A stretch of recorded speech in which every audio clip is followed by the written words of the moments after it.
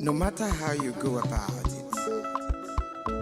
Mazi Okechukwu Nkere, Omalicha Nwoke, the Biafran Republic Government and Exile Finance Minister, is humbly campaigning for global Biafran financial support for the purpose of Finland Convention, Biafran Defense Forces, and redeclaration-related activities.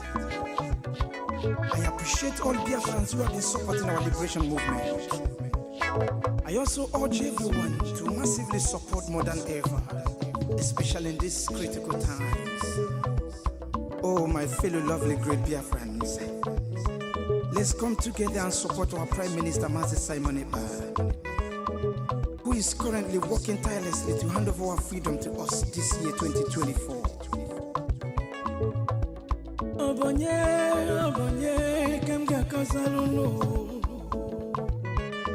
Freedom is coming, yeah.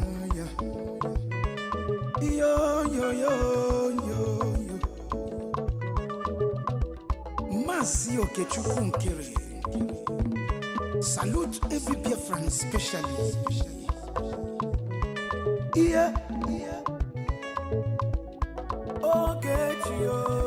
Okechukwu kama. Okechukwu kaina yo no. Okechukwu kama. Onyamana gidi bakulo wunu. Okechukwu kama. Welu ndidi chukwu gazebele. Okechukwu kama. Okechukwu kama. Mazi Okechukwu Nkere nekelunu. Okechukwu kama. Okechukwu kaina yo no. Okechukwu kama. Okechukwu kaina yo na nyasi. Okechukwu kama. There is no magic to progress and success in life.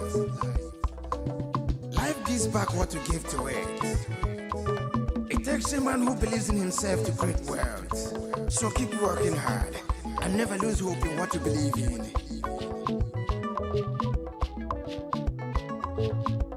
Ayakata. Life is not easy. Sigh. Make it take and judge. I want to use this special opportunity to recognize great Dim Odumegwu. I can't also forget General Philip Effiong. Okama Daloso. Come check no men on the ground. Umoma Kubigwe. Anyina Fuakolo. Airborne. De facto government in homeland. A special recognition to every Biafran who have been supporting from day one. May Elohim continue to flourish you in your different endeavors. This is Mazina Degano, Ohamadike, one of Biafra. Egadi. The Prime Minister, Obatobie, Okechukwu Nkere Simukelekio, Wokoma, Okechukwu kama. Okechukwu kaina yo no. Okechukwu kama. Onyamana gidi bakulo wunu. Okechukwu kama. Welu ndidi chukwu gazebele. Okechukwu kama. Okechukwu kama. Mama biko yo wolisa. Okechukwu kama. Okechukwu kaina yo no. Okechukwu kama. Okechukwu kaina yo na nyasi. Okechukwu kama.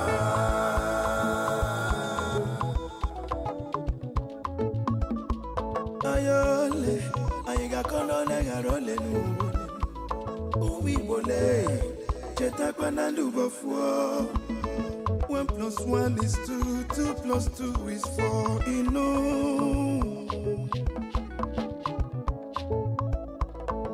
Onye puru chi yuzo akwa no. Joy. Don't give up. One day It's so close. It's so close. Ogechukwu kama. Never you give up, no, no, no. Ogechukwu kama. Believe in your dreams, brother. Ogechukwu kama. Never you say no, no, no, no. Ogechukwu kama. Ogechukwu kaina yon. Ogechukwu kama. Never you down your faith, no, no. Ogechukwu kama. Keep your head up, keep on fighting. Ogechukwu kama. Oya balado, Ogechukwu kama. A big shout out to Mazi Ogechukwu Nkere. I salute you, my peer, Mazi Simon Iba. Life is sweet when you're patient. The greatest shout out goes to the media team, great talents. They won.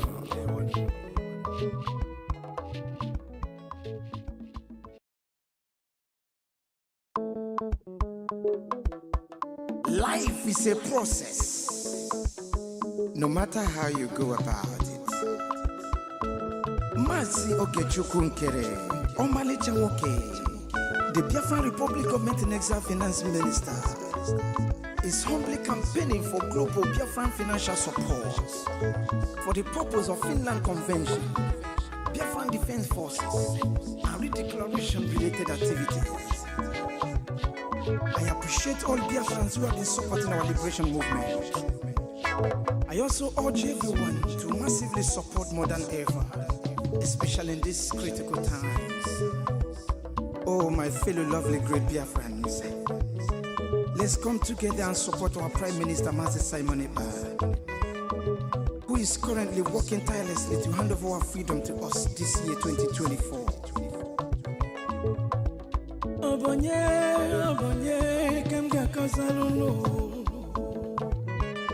Freedom is coming, yeah, yeah. Yo, yo, yo, yo, yo. Mazi Ogechukwu Nkere. Salute every Biafran, especially. Yeah, yeah. Ogechukwu kama. Ogechukwu kaina yo, no, no, no, no, no. Ogechukwu kama. Onyamana gidi gidi bakulo wunu. Ogechukwu kama. Welu ndidi chukwu kasebele. Ogechukwu kama. Ogechukwu kama. Mazi Ogechukwu Nkere nekelunu. Ogechukwu kama. Ogechukwu kaina yo, no, no, to. Ogechukwu kama. Ogechukwu kaina yo na nyasi. Ogechukwu kama. There is no magic to progress and success in life. Life gives back what you give to it. It takes a man who believes in himself to create wealth. So keep working hard and never lose hope in what you believe in.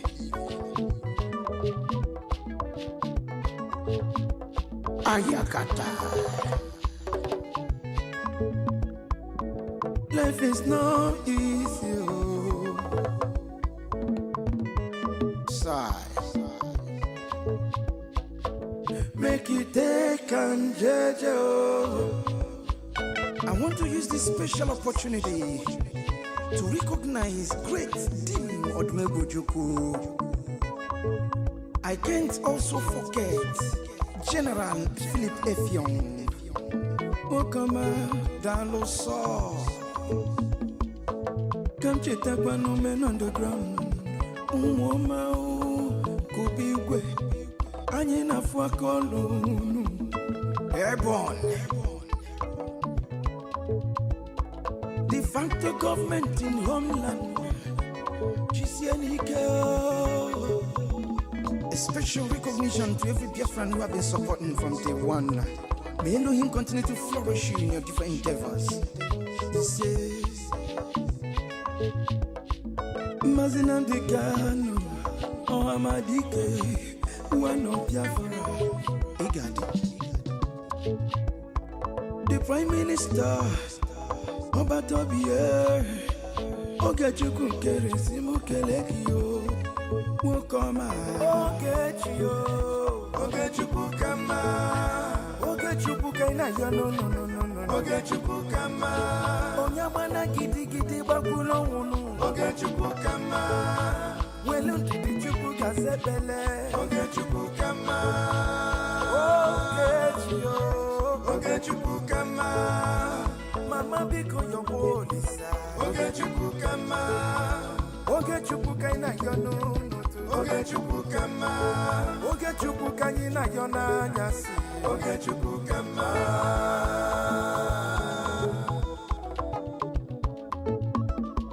Ayole ayiga kono le garole nu Uwi bole cheta kwana ndubo fuo 1 + 1 = 2 2 + 2 is 4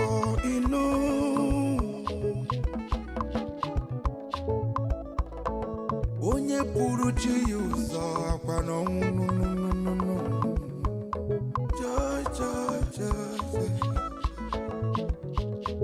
Don't give up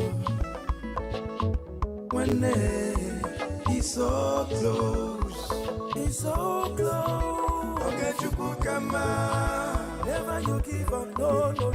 Ogechukukama. Believe in your dreams, brother. Ogechukukama. Never you say no. Ogechukukama. Ogechukukama. Ogechukukama. Never you down your faith, no. Ogechukukama. Keep your head up, keep on fighting, Ogechukukama. Ayabala, Ogechukukama. A big shout out to Mazi Ogechukukere. I salute you, my PM, Mazi Simoniba. Life is sweet when you're patient. The greatest shout out goes to the media team, great talents. They won.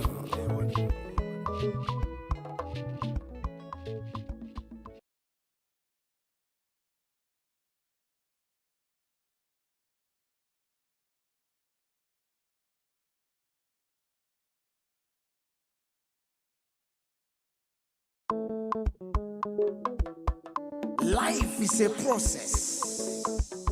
No matter how you go about it. Mazi Ogechukukere, Omalicha Woke, the Biafra Republic Government Exile Finance Minister, is humbly campaigning for global Biafran financial support for the purpose of Finland Convention, Biafran Defense Forces, and redeclaration-related activities. I appreciate all Biafrans who have been supporting our liberation movement. I also urge everyone to massively support more than ever, especially in these critical times. Oh, my fellow lovely great Biafrans, let's come together and support our Prime Minister Mazi Simoniba, who is currently working tirelessly to hand over our freedom to us this year 2024.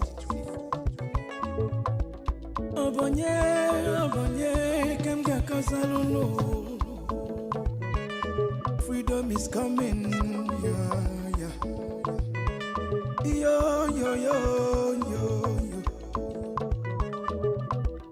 Mazi Ogechukukere. Salute every Biafran, especially. Yeah. Ogechukukama. Ogechukukaina yo no. Ogechukukama. Onyamana gidi bakulo wunu. Ogechukukama. Welu ndidi chukuka sebele. Ogechukukama. Ogechio. Ogechukukama. Mazi Ogechukukere nekelunu. Ogechukukama. Ogechukukaina yo no. Ogechukukama. Ogechukukanyina yo na nyasi. Ogechukukama. There is no magic to progress and success in life. Life gives back what you give to it. It takes a man who believes in himself to create wealth. So keep working hard and never lose hope in what you believe in.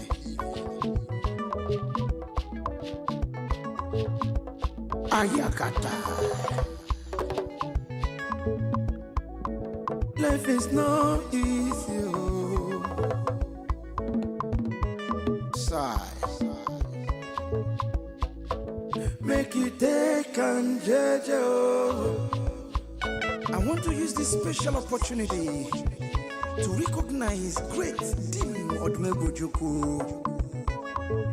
I can't also forget General Philip Effiong. Okama Daloso. Come check no men on the ground.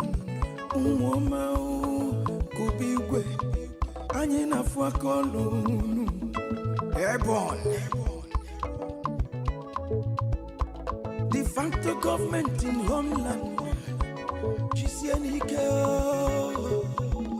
A special recognition to every Biafran who have been supporting from day one. May Elohim continue to flourish in your different endeavors. This is Mazinam de Gano, Ohamadike, one of Biafra. Egadi. The Prime Minister, Obatobie, Ogechuku Keresimu Kelekio, Wokoma, Ogechuku Kama, Ogechuku Kaina, no, Ogechuku Kama, Onyamana Gidi Bakulo, Ogechuku Kama, Welundi Chuku Kasebele, Ogechuku Kama, Ogechuku Kama. Mama biko yo bolisa Ogechuku kama Ogechuku kaina yono Ogechuku kama Ogechuku kaina yona nyasi Ogechuku kama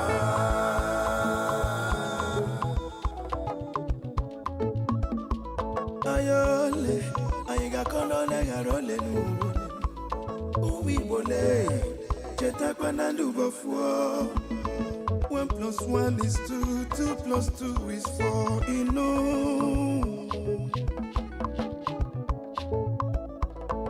Onye puru chi yuzo akwano no. Joy. Don't give up. When it's so close. Ogechuku kama, never you give up, no. Ogechuku kama, believe in your dreams, brother. Ogechuku kama, never you say no.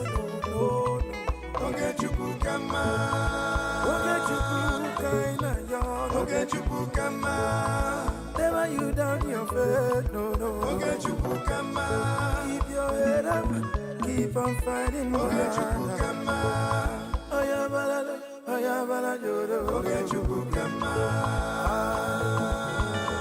big shout out to Mazi Ogechukwukere.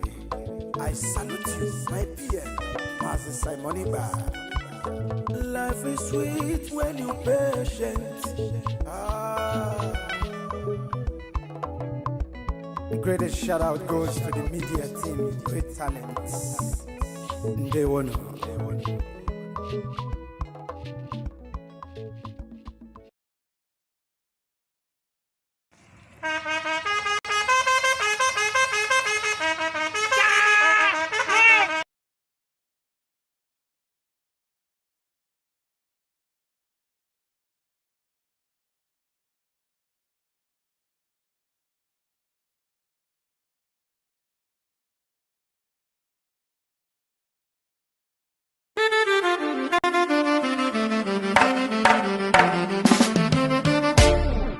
I did not jump in. I did not jump in. Yes, I did not jump in. They came to my house just to kill me. He not jump in. And the Igbo man did not jump in. Your own Nigerian army just to see me there.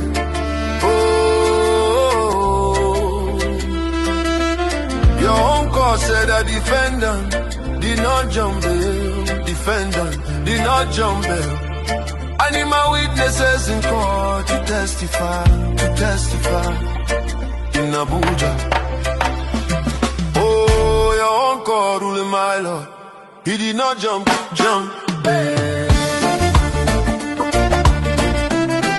Igbo man does not run.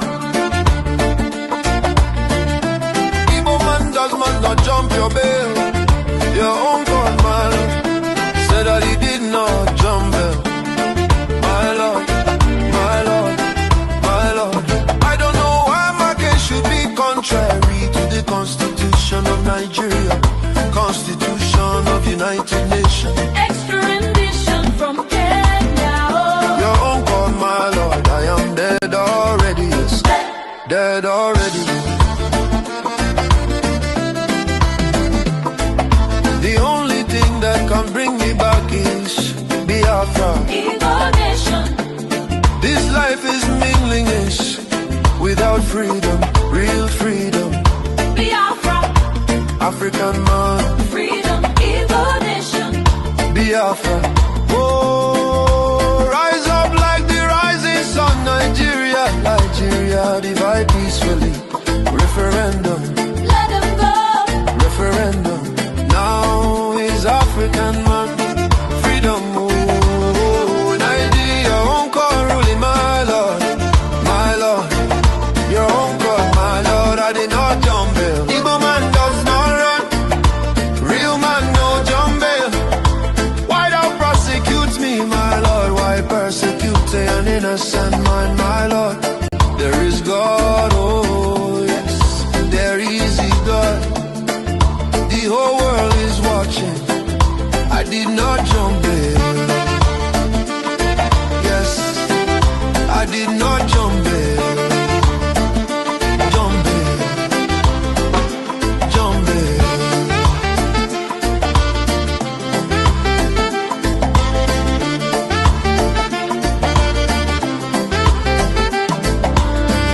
They came to my house to kill me, to kill like Lagos.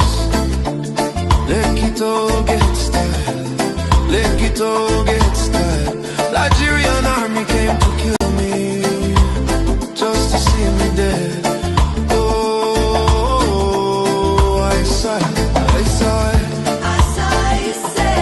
Defender, Self-defender, did not jump in. I did not jump in. Stand tall, I stand firm. To defend myself, Nigeria, obey your own court order. I did not jump the bill. They came to kill, oh, extra rendition.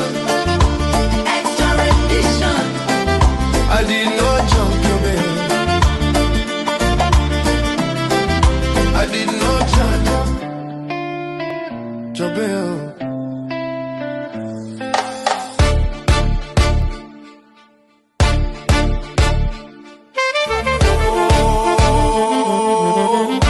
Yes, there is God. The whole world is watching.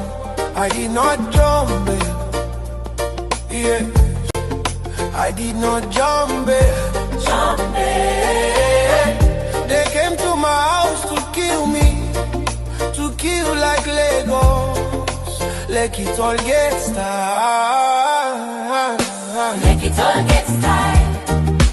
Let it all get style. Nigerian army came to kill me, just to see me there. Oh, I sigh. It's a defender, self-defender. Yeah, jump in. I did not jump in. I stand tall, I stand firm to defend myself. Nigeria, obey your own court order. I did not jump the bill. They came to kill, oh, extra rendition.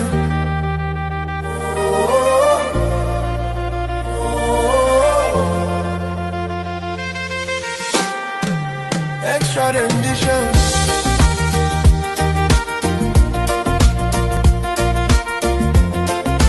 I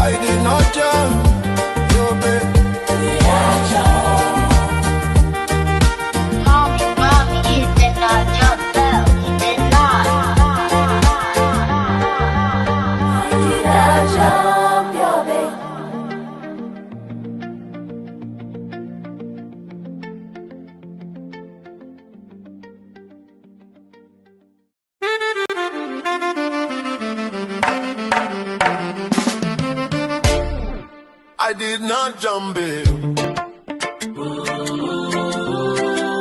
I did not jump bail. Yes, I did not jump bail. They came to my house just to kill me, to kill me. He not jump bail. And the Igbo man did not jump bail. Your own Nigerian army just to see me there. Oh,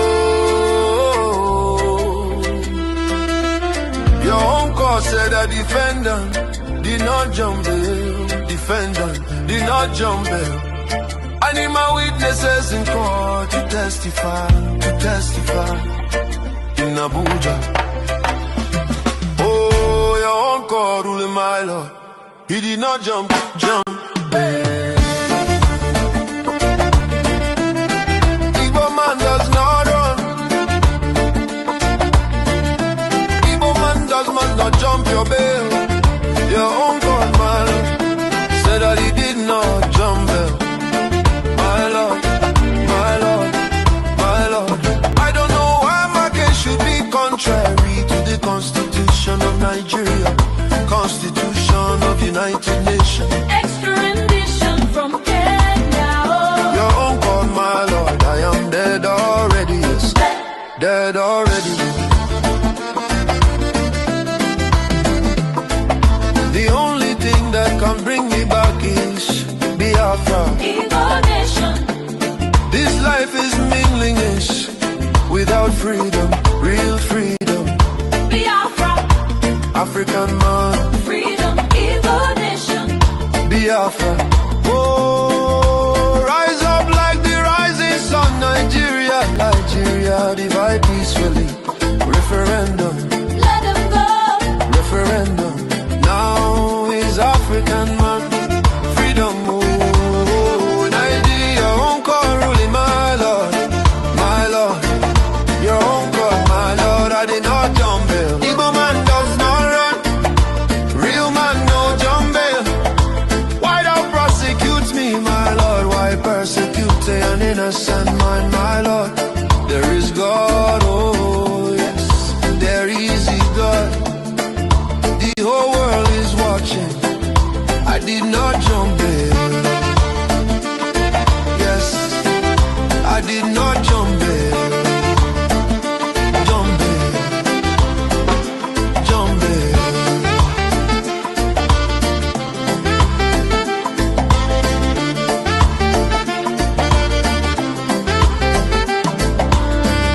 They came to my house to kill me, to kill like Lagos. Lekito get style, Lekito get style. Nigerian army came to kill me, just to see me dead. Oh, I saw it, I saw it. I saw you said. Defender, Self-defender. Did not jump bail. I did not jump bail. Stand tall and stand firm. To defend myself, Nigeria, obey your own court order. I did not jump the bail. They came to kill, oh, extra rendition. Extra rendition. I did not jump your bail. I did not jump your bail.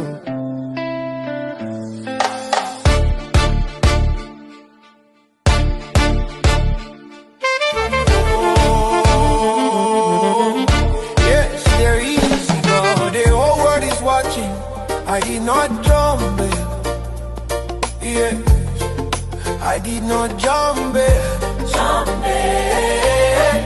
They came to my house to kill me, to kill like Lagos. Like it all gets tired. Make it all get tight. Make it all get tight. Nigerian army came to kill me, just to see me there. Oh, I saw it. Beside I saw it. the defender, self-defender. Yeah, jump bail. I did not jump bail. I stand tall, I stand firm. defend myself. I did it, I obey your own court order. I did not jump the bail. They came to kill Lord. Extra rendition.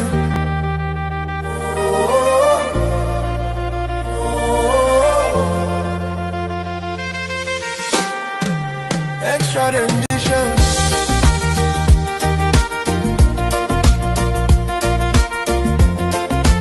I did not jump your bed. Mommy, you did not jump though. You did not. I did not jump your bed.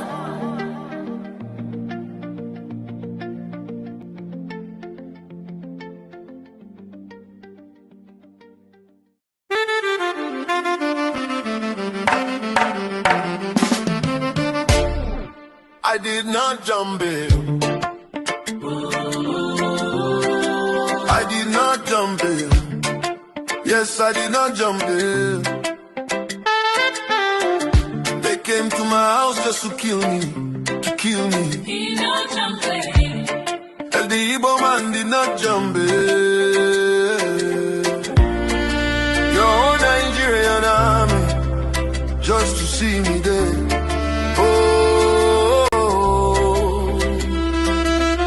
Your own court said a defendant did not jump bail. Defendant did not jump bail. I need my witnesses in court to testify in Abuja. Oh, your own court ruling my law. He did not jump bail. Igbo man does not run. Not jump your bail. Your own God, man, said that he did not jump bail. My Lord, my Lord, my Lord. I don't know why my case should be contrary to the Constitution of Nigeria, Constitution of United Nations. Extra rendition from Kenya. Your own God, my Lord, I am dead already, yes, dead already. The only thing that can bring me back is Biafra. This life is meaningless without freedom, real freedom. Biafra, African man, freedom, Igbo nation. Biafra. Oh, rise up like the rising sun, Nigeria, Nigeria, divide peacefully. Referendum, Let them go. referendum. Now is African man, freedom. Oh, Nigeria, your own call ruling, my Lord, my Lord. Your own call, my Lord, I did not jump bail. Igbo man does not run, real man no jump bail. Why thou prosecute me, my Lord? Why persecute an innocent man, my Lord? There is God, oh yes, there is a God. The whole world is watching. I did not jump bail. Yes, I did not jump bail. Jump bail. Jump bail.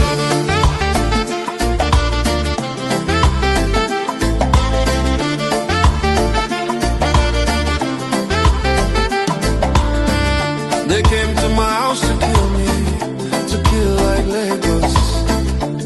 Lekito get style, Lekito get style. Nigerian army came to kill me, just to see me dead.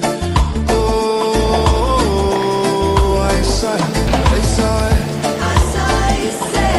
defender, Self-defender did not jump in.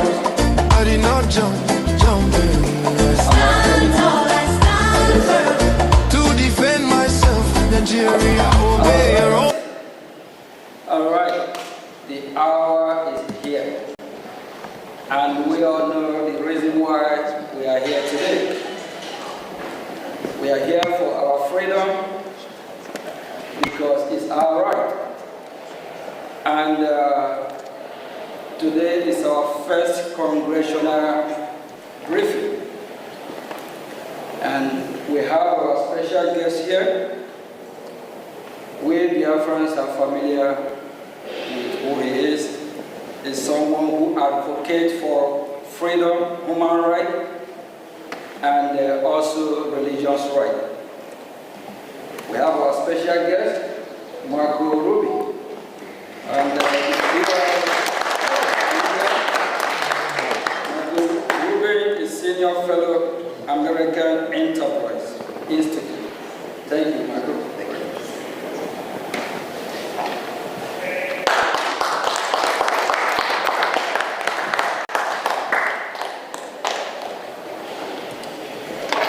Thank you very much, Mr. Acting Prime Minister.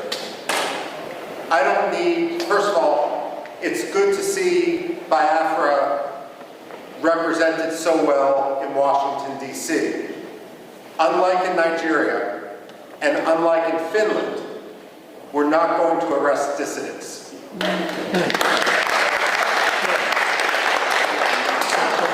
I'm a historian by training, and especially with this audience, we don't need to tell you that Biafra may have redeclared its independence, but it is a long history.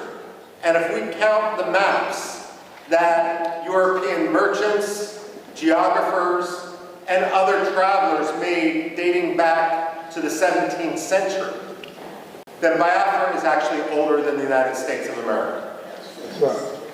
We're not talking about a so-called secession. We're talking about decolonization. And when we look at Africa today, we must recognize that the problem of colonialism is no longer based in London and in Paris. It's based in places like Abuja and Lagos.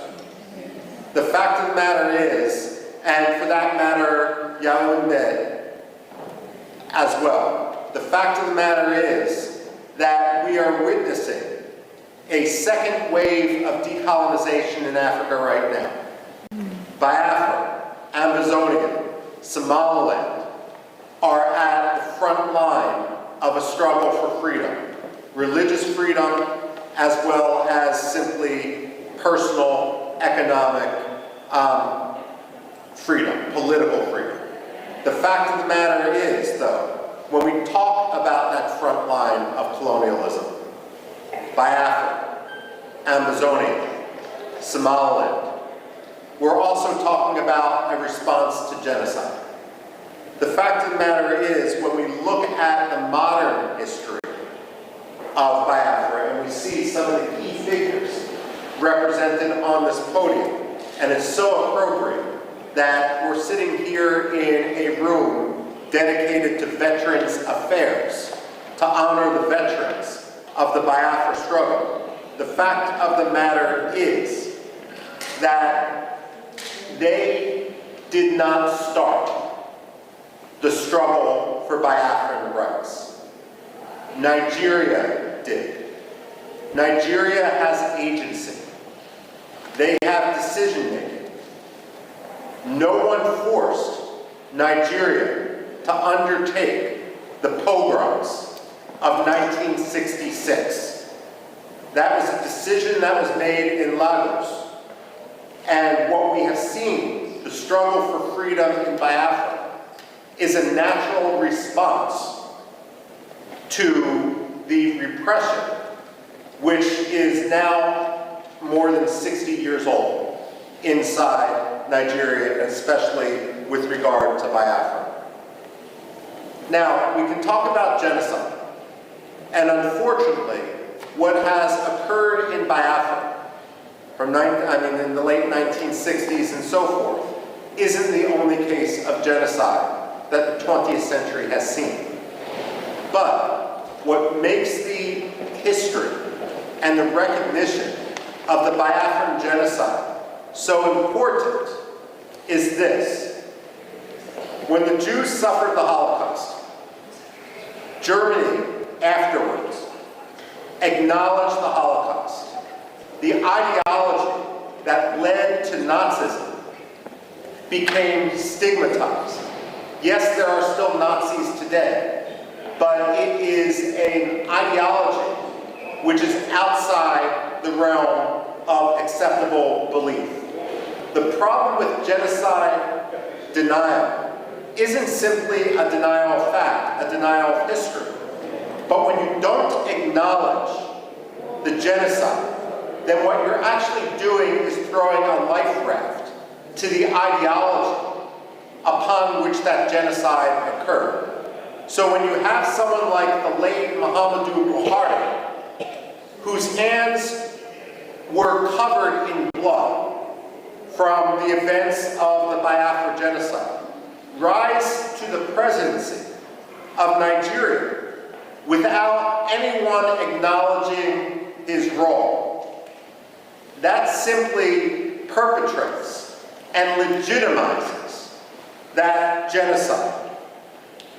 Now, when it comes to genocide denial, I also have this to say. When people debate foreign policy in the United States, one of the progressive slogans that we hear time and time again is no blood for oil. Well, I have a message for Alexander Stubb. No genocide for oil. Finland has been a disgrace. Stubb has kowtowed to Turkey at the expense of the Kurds, at the expense of other dissidents, for the sake of getting Turkey to lift its de facto veto for Finland's NATO membership. Now he's kowtowing to the Nigerian government by arresting Simon Ekpa for the sole reason of advocating against genocide and of providing, frankly, at this point, the only reasonable way forward given the actions of the Nigerian state. Now, we can't engage in wishful thinking, and unfortunately that has been the problem in the United States. I would argue that Europe is more engaged in a cynicism, where they simply want Nigeria's oil, and let's be frank, it's not Nigeria's oil. It's Biafra's oil, the Delta region and so forth. The fact of the matter is they feel it's easier to have a relationship with a dictator, and they're going to look the other way. Never let the Europeans pretend that they stand as a representative of human rights when they act in such a cynical, racist, and way that is so contrary to life, liberty, justice, freedom, political rights. The fact of the matter is the Europeans need to be called out each and every day for that. Finland, especially. Now, I would go so far as saying Finland doesn't deserve the plaudits that so many people, Amnesty International, Human Rights Watch, tend to ascribe to Scandinavian powers. I would today argue that through its actions behind the scenes, by laundering the Nigerian government, by allowing, by cynically using this mantle which it had developed over decades as a protector of human rights, that Finland has become one of the most cynical promoters of human rights abuses, on par with Russia, with China, and with others. The only difference is Russia and China are much more open about what they're doing. Finland thinks they can have it both ways. Now, when it comes to the United States, however, the United States isn't blameless. We have two problems here. The first is the problem of the American perception of history.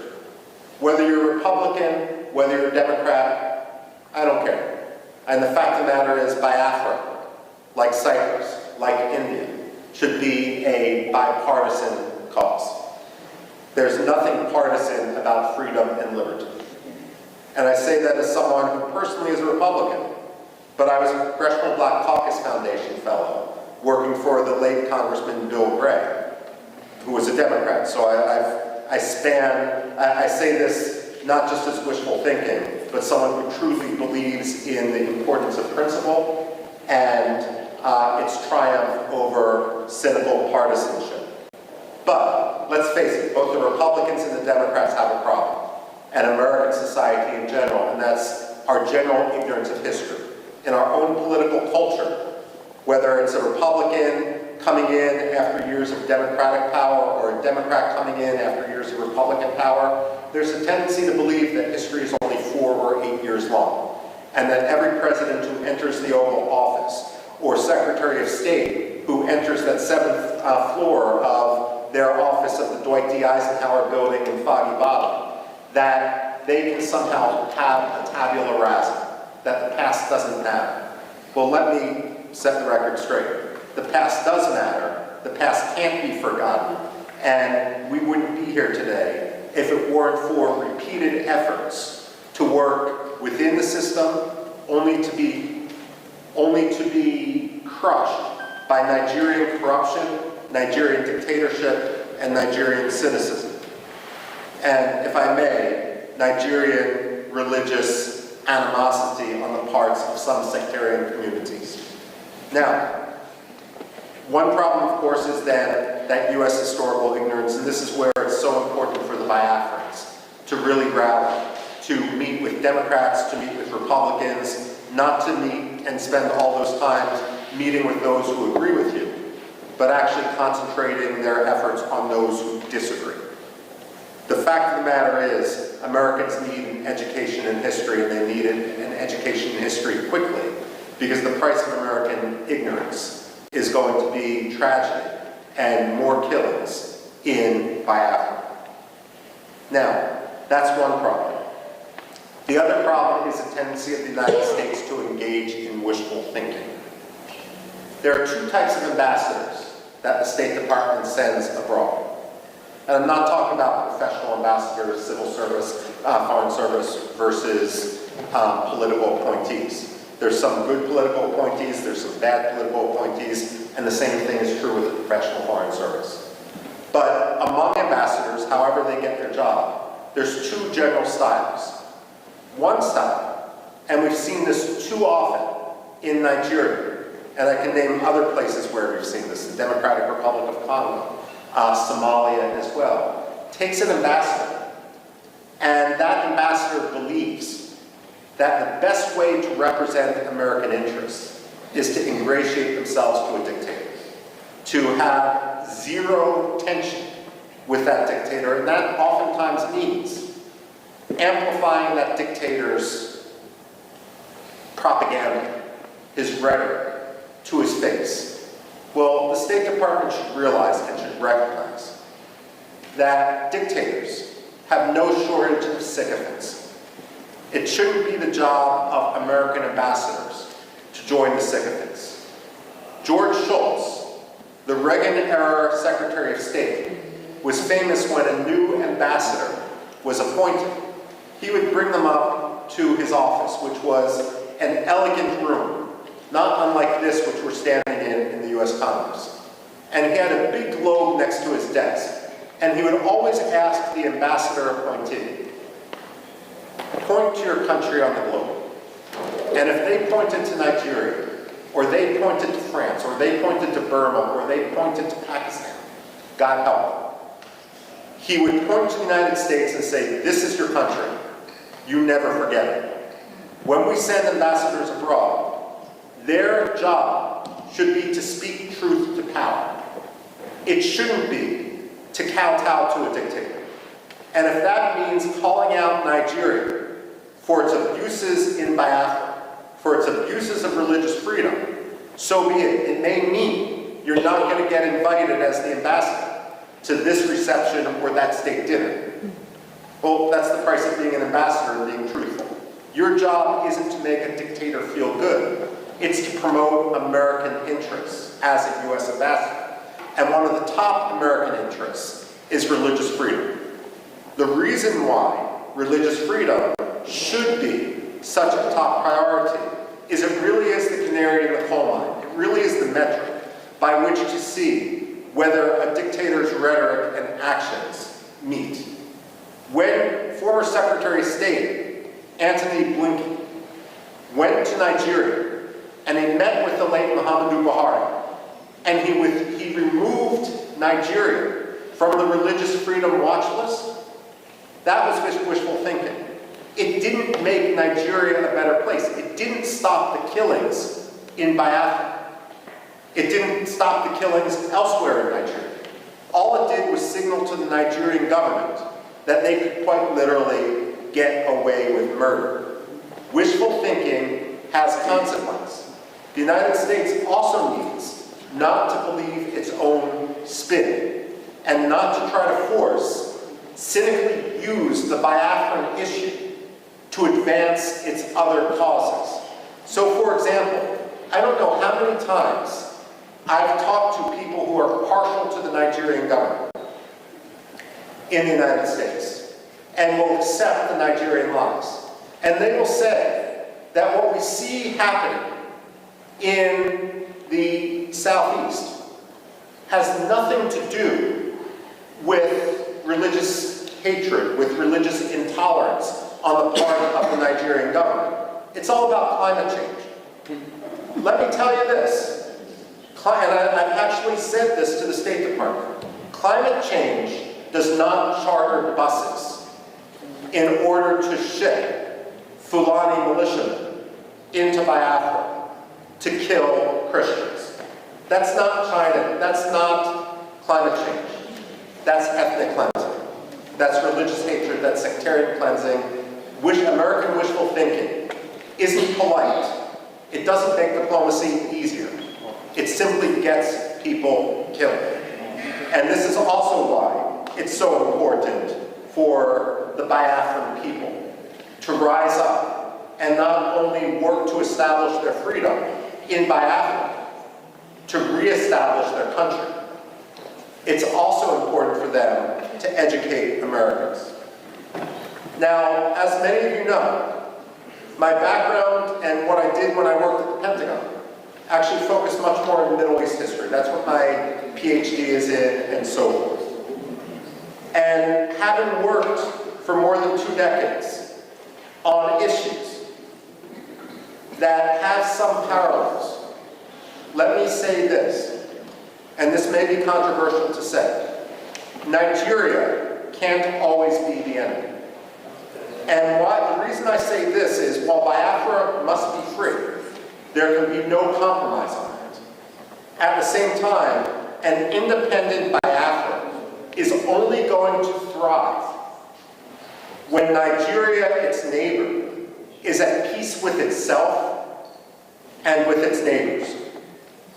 The fact of the matter is, the Biafrans are an engine of democracy. They were always historically the intellectual capital, the economic capital of Nigeria when they were under Nigerian occupation.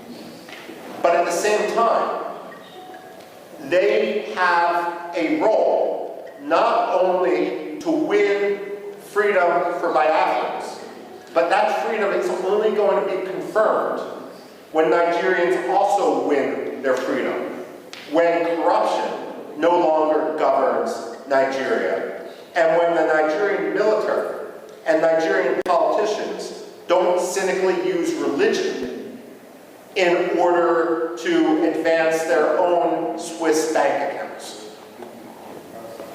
This is important, and this is a conversation, for example, it's understandable that you focus on Biafra, but this is an example which I've had conversations in the past with Iraqi presidents and prime ministers, and Kurdish presidents and prime ministers, and there's a recognition, despite the century-long struggle of the Kurds, the so-called largest people without a nation, to win their freedom, to win their independence. Many of them have also come to recognize that that independence is going to take real reform instead of ruin for their neighbor next door. I've had this conversation with the Cypriots and the Greeks, vis-a-vis Turkey as well. Turkey is a problem today, and Turkey is a problem which is going to work with the Nigerian government in order to kill Biafrans. But at the same time, what the Greeks and the Cypriots will tell you is, while today Turkey acts like an enemy, there can only be true peace once Turkey fundamentally reforms. And so it's important when you speak and when you advocate for your cause, not only to promote the freedom for Biafra, but to argue and to recognize that Biafran freedom is going to be symbiotic. It's going to bring stability to the region. Biafra is going to be a model, not only for Biafra, it's going to be a model for Nigeria, so that Nigeria can get its act together, even as Nigeria heads towards the precipice. No one wants to, let me put it this way, many of you are familiar with the American satirical newspaper, The Onion. I remember a headline in that satirical newspaper after Russia invaded Georgia in 2008. It was a fake announcement by Condoleezza Rice, the Secretary of State, who was arguing that U.S. position is that no American allies should border Russia because it was just too difficult. The fact of the matter is, she was warning allies not to border Russia as if they have a choice. The fact of the matter is, it's in no one's interest. It's always going to be a problem for occupied Biafra and for independent Biafra to border a failed state, to border an irredentist state, to border an aggressive military dictatorship. Independent Biafra is going to need to recognize that as Nigeria fails, and let's face it, today it's a failing state. It's a building, it's a 10-story building that's ridden with termites. The fact of the matter is that every military leader inside Nigeria is going to try to distract their own Nigerian public by trying to whip up a frenzy against Biafra. So on one hand, you need to be prepared for that. And you recognize this because this is your history. But on the other hand, if there can be fundamental reform in Nigeria, then ultimately you will thrive and be the most prosperous country in Africa. Now, the other point I need to make, and this is not for the people here, but some of the people abroad, is that when you talk to Americans, especially non-Biafran Americans like myself, like congressmen and so forth, I am honored here to be with the acting Prime Minister. I hope someday to be with the non-acting Prime Minister, Simon Ekpa, as well, if he's ever sprung from his Finnish dungeon. But the fact of the matter is, as an American, as someone who obviously has no Nigerian heritage, it's not my job or my concern to decide who the leader of Biafra is. You ask any American like me, any white American, who cares about human rights, who cares about Biafran liberty, what I would say is, when Biafra becomes independent, all these disputes will fall by the wayside because you have monitored democratic elections. But if anyone starts to attack other Biafrans in the presence of European politicians, American politicians, United Nations diplomats, they are essentially creating treason against Biafra. Because what you're doing is giving evidence to your enemies that Biafra isn't serious. Now, let me give you one example.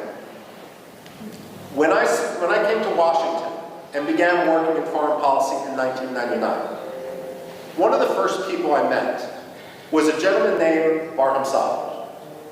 He was the Washington representative of the Patriotic Union of Kurdistan.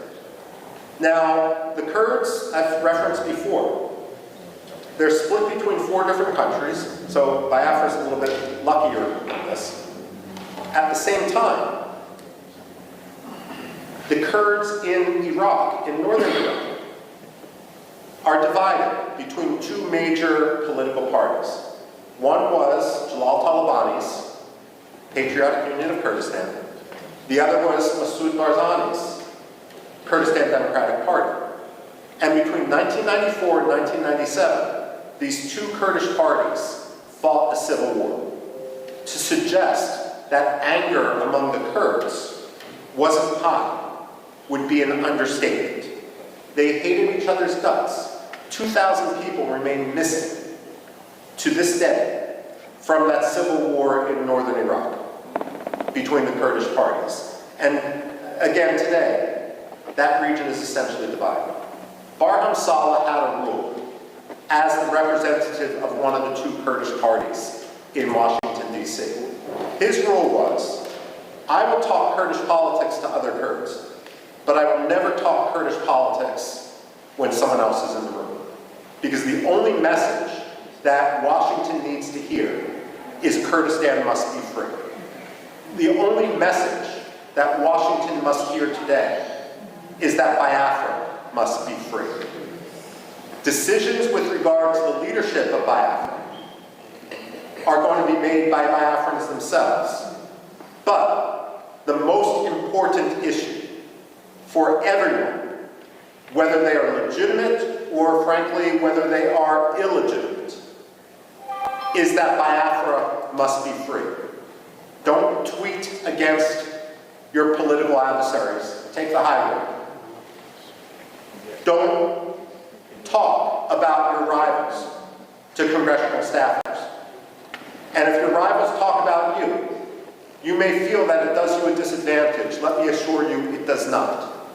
If the acting prime minister, if the acting cabinet are the ones who are speaking softly and achieving things, creating a new currency, creating the structures of state, ultimately every serious congressman, like Chris Smith, like Mark, one of the most important staffers on Capitol Hill, they are going to recognize you for what you are. Because only amateurs talk about their rivals. Those who are legitimate, those who are serious, those who are here today are the people who advance their cause. And make no mistake, momentum is on your side. So I speak here today, and I'm concluding my remarks right now, by thanking you for your activism, by welcoming you to the halls of Congress, where you are free to talk to anyone, and you don't need to risk arrest, because again, your words we're not in Finland. We don't have to talk about the Helsinki standard. The fact of the matter is, I hope to be here when the United Nations General Assembly recognizes Biafra as the 55th or 56th African state. And I have absolutely no doubt that I turn the floor back over to the acting prime minister.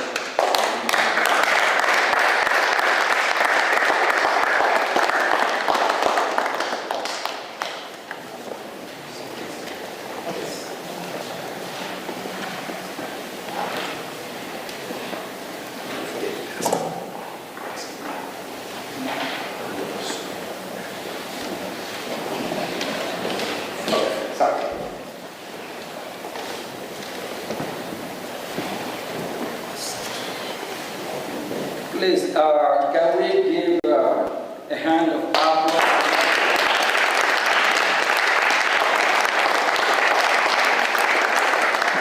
He is a true friend of humanity, not just Biafra. He fights for me, he fights for you, he fights for the global community.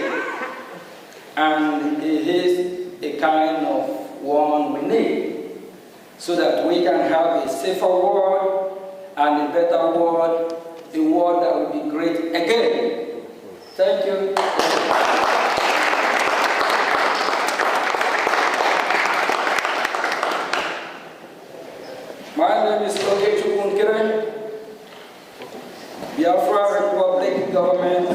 Acting Prime Minister.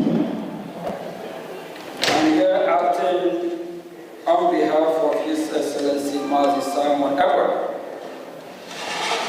As we are fighting for our freedom, we are making history and we tell our story to the world. And this is the first Biafra Congressional briefing.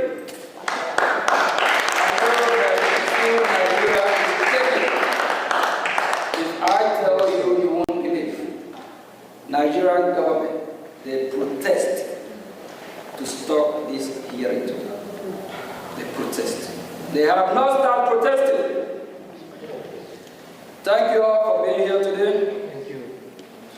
It is an honor to speak today during this historical congressional briefing on Biafra, the first in modern times. I want to thank Michael Ruby, which we are just giving hand of applause now before, of the American Enterprise Institute for his unwavering support and friendship to the Biafran people. Today, I will provide a broad overview of Biafra issue for all those watching. Nigeria is oil-rich country. When we say Nigeria, it's Biafran oil. Marco just on his speech, he made it clear. It's Biafran oil and a continent power in Africa. It is a multi-ethnic, multi-language, and multi-religious country with a population of about over 200 million people. There are three major ethnic groups: the Igbo, the Yoruba, and the Hausa Fulani, and 250 other smaller ethnic groups. The Hausa Fulani are predominantly Muslim and live in the northern Sahara of part of Nigeria. The Yoruba who live in the southwest are split almost even between Muslim and Christian. The Igbos, along with related tribes, whom we refer to as Biafras, the interface of this submission, inhabit the southeast part of Nigeria, which is Biafra, and we are no longer Nigeria. We don't identify ourselves as Nigeria. We are Biafra.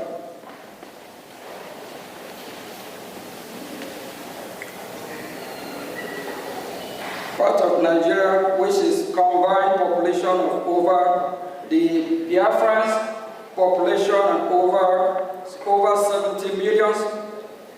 Biafrans are predominantly Christians and traditional worshippers, with constituencies also practicing Judaism. Their land is blessed with human and mineral resources, including vast hydrocarbon. Biafrans are very commercially inclined, industrious, and are given to scholarly and professionally pursuit in addition to their first nature of gifted martialized. They have an established grassroots democracy order known as the Omunna system, which is still practiced to this day, before the advent of colonization. They are very republican and egalitarian in nature and coexist peacefully with their neighbors, including northern Nigeria and Cameroon. Prior to their amalgamation with the rest of Nigeria in 1914, Biafra then, there was no single massacre of Biafras anywhere in pre-amalgamation in the so-called Nigeria. This is noteworthy. The first start of this program that was levied on Biafrans, particularly the Igbos, among them happened in 1948 in northern Nigeria, where Biafrans were, without any justification, massacred just for being Biafra or merely looking like one, pivoting on false narrative of the so-called Igbo coup, an Igbo plot to dominate Nigeria. Nigeria's military officers and the police and notable civilians, mostly from the north, planned and executed the Biafrans. Over 3 million Biafrans were murdered between 29th May 1966 and 12th January 1970. And had the Biafrans not resisted by unilaterally declaring its independence, the massacre would have been incalculable and more horrendous.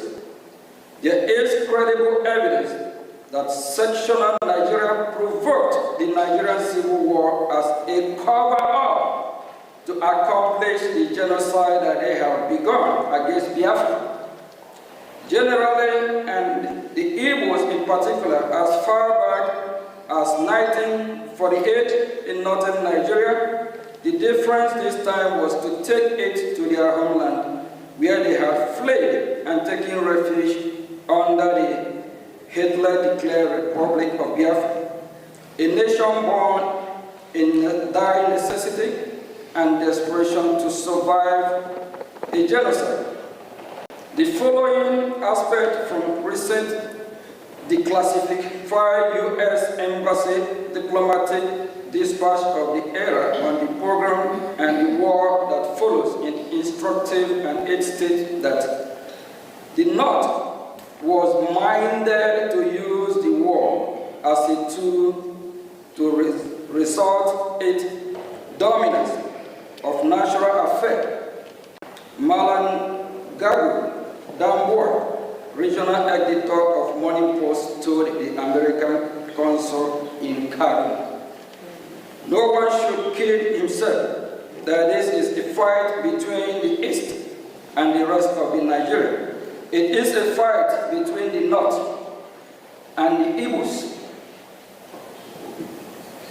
The scale of the carnage was such that had the Roman or International Criminal Court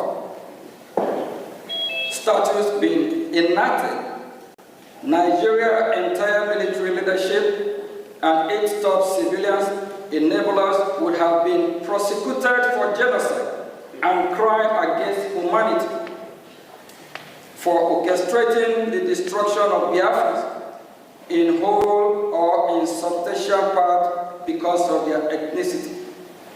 And to make it worse, those that oversaw the genocide and their natural political successor continue to control Nigeria and thus ensure that no accountability was exacted for a crime of such shocking scale. And to date, no apology or remorse has emanated from official Nigeria or any of the prime state actors. It is this state of affairs and the post-war political suppression of Biafra that grandfathered the insurgency of Biafra agitation in recent times. The modern-day Biafra independent movement surfaced in 1999 with the creation of movement of the actualization of sovereign state of Biafra, Mazur, in 1999 by Chief Owazurike, in 2012 by Mazi Nnamdi Kanu, a protege of Chief Owazurike, then created the Indigenous People of Biafra, IPOB, in 2012, which became the predominant Biafra independence organization. Post-war agitation for Biafra and support for IPOB accelerated in late 2015 when former President Muhammad Buhari systematically embarked on widespread anti-Igbo policies, coupled with his open toleration of Fulani Islamic terror that was breaching the northern reach of the Igbo land. It was in the face of this that the indigenous people of Biafra IPOB and the idea of Biafra government in exile gained much traction as protector and defender of the people that have been detained by the government of the day of Nigeria.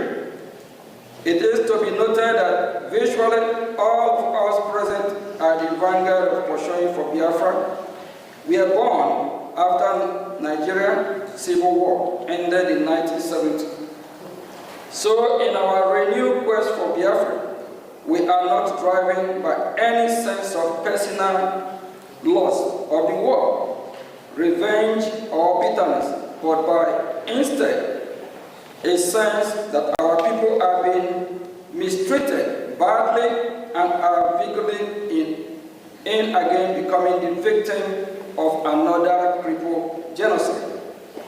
Vast majority of the Biafrans share the same view, even so, quietly because of fear of retribution by the Nigerian government or other non-state actor in alliance with the government. Amnesty International reports that since the advent of the former Buhari administration in 2015, Nigerian insecurity forces have killed more than thousands of Biafra and wounded many more while they held peaceful protests against the killing and for self-determination. Amnesty International says that many of those pro-Biafra protesters were shot and killed in their sleep, and others while they gathered in churches to pray. Many of the protesters were shot and killed from behind while they tried to escape. Contemporaries country report released by the United States Department confirmed such of this, particularly the Nigerian government declaration of IPOB as a terrorist organization in October 2017, which gave a dubious legal cover to Nigeria's security forces to resort extrajudicial killing of Biafra perceived by self-determination agitator or members of IPOB. As such, as you are reading this, the other killings of Biafra by the Fulani Islamic terrorists is ongoing as we speak. The killing have not stopped to date, especially in the northern boundary of Igbo land, such that several innocent villagers were murdered in Ebonyi State in February 2025. Igbo communities to bury their brothers, sisters, fathers, mothers, sons, and daughters almost every month. And after times, the violence is maliciously and falsely attributed to unknown government or faceless Biafran separatists. In the face of all this, and in the perception that rogue elements of the security forces are complicit, the Biafran government in exile emerged as beacon of hope for Biafrans that have become distrustful of the government.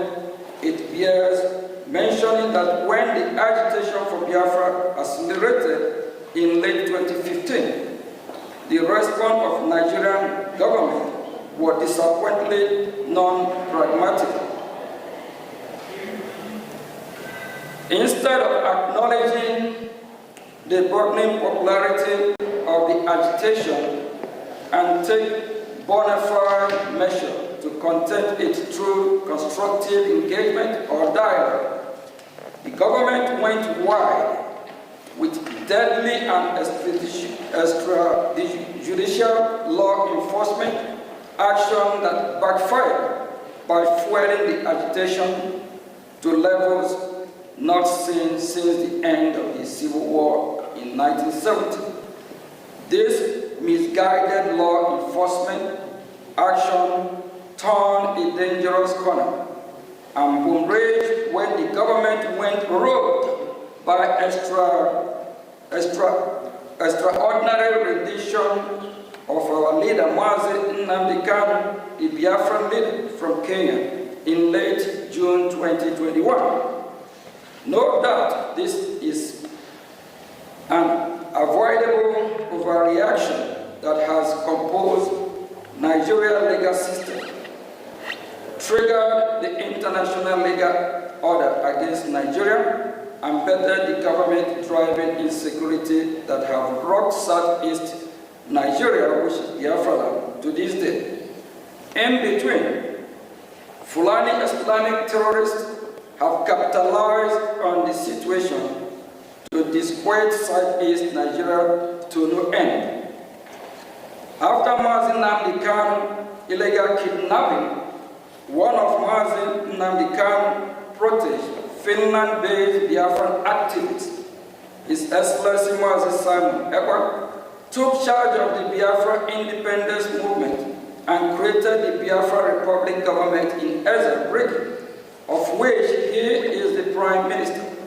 As the next illustration of the Biafra independent movement, the Brgie has galvanized the support of the Biafran population and has engaged in high-level dialogue in Washington, D.C.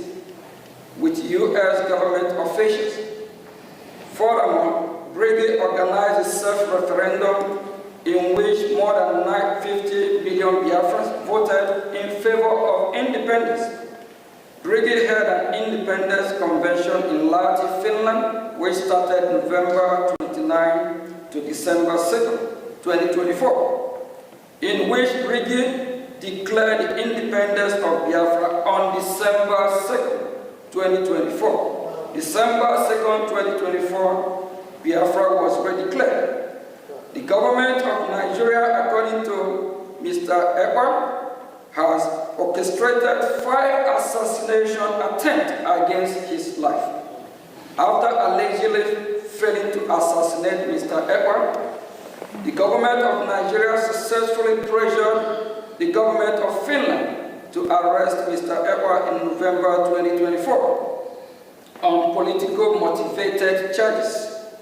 The government of Finland then issued an indictment against Mr. Ekpa, as well as subsequent conviction, which demonstrate the political nature of the persecution at the instigation of government of Nigeria.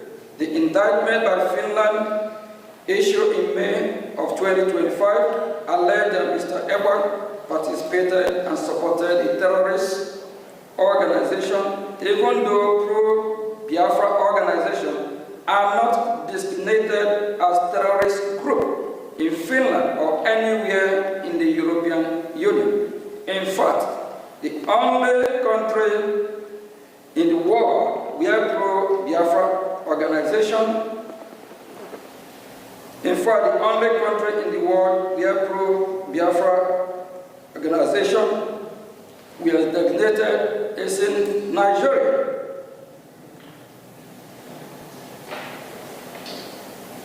For the government of Finland to accept that the Finnish citizen holding political position regarding internal policy matters within Nigeria is somehow a criminal offense in Finland is a nonsensical and absurd, and demonstrate that Finland is engaging in a political motivated prosecution.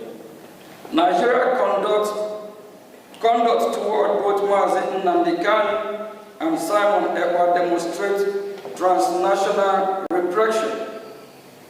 At the moment, the issue of Biafra, the insecurity in southeast Nigeria, which is Biafra land, and all the unpleasant aftermath cannot be resolved, while the federal government of Nigeria persists in detention of Mazi Kanu, while Finland persists in detention of Mazi Simon Ekpa, and Biafrans continue to be marginalized.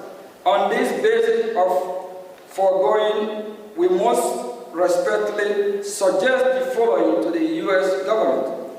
1, we urge the United States government to invoke the Global Magnitsky Human Rights Accountability Act, Summit 5 of Title S 11 of 114-28328 to identify and impose travel and financial restriction on all officials of the federal government of Nigeria and any Nigerian non-state actor implicated in the killing of Biafrans, Christians in their homeland in southeast Nigeria, which is Biafra land. We urge United States government, including through targeted sanction and or tariff, to pressure the government of Nigeria to release Mazi Nnamdi Kanu and allow him a safe passage out of Nigeria. 3, we urge the United States government to pressure the government of Finland regarding its political motivated trial and conviction against pro-Biafra active Simon Ekpa. 4, we urge the United States government to deny all bilateral assistance and visa to officials of the government of Nigeria if it continues to engage in transnational repression against pro-Biafra activists, and if Simon Ekpa and Mazi Nnamdi Kanu continue to be held in detention. Consequently, Biafra through Brgie are ready to engage with the international community, include the United States of America government, especially in seeking to establish a newly independent Biafran state. The Brigade is willing to engage in deal-making with U.S. government and come to economic defense and security agreement with the United States. Biafrans represented by Brgie are willing to negotiate with the U.S. in reciprocity and in anticipation for specific demand, interest and expectation of the U.S. recent event in Sub-Saharan Africa have created a compelling need for United States of America to get involved in the Gulf of Guinea. There is no better opportunity than that presented by the Biafra. For example, Biafra can be an ideal place for U.S. military base, as well as seaport. Biafra can also be host to African installations. Biafra can be a close ally of the United States and purveyor of Western interests in the region, as well as a bulwark against Islamic terrorists and extremists. This is important now more than ever, given the loss of key U.S. military bases in Sahel countries, as well as the Nigerian government's ever closer relations with United States adversaries, a United States designated Islamic terrorist organization. In addition, Nigeria's persecution of Christians continues to worsen and further adds to the case of independent homeland for Nigeria. Christian population, just as U.S. recognized of Somalia, present great benefit to U.S.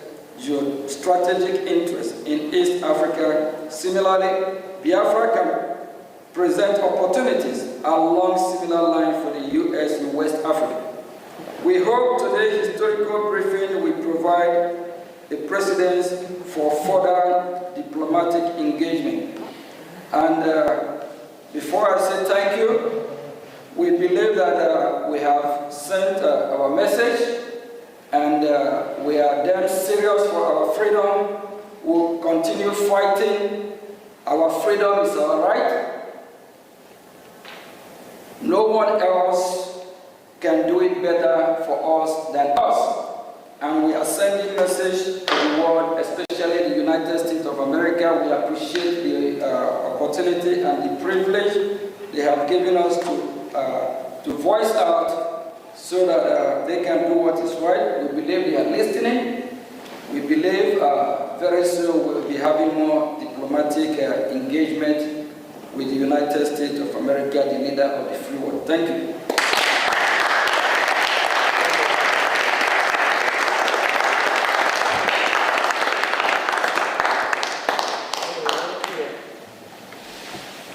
What do you do?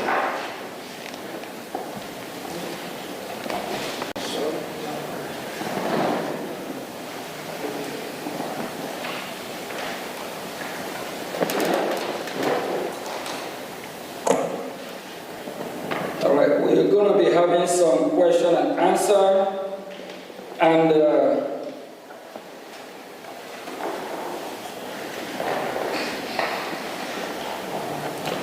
we have some witnesses that will be asking questions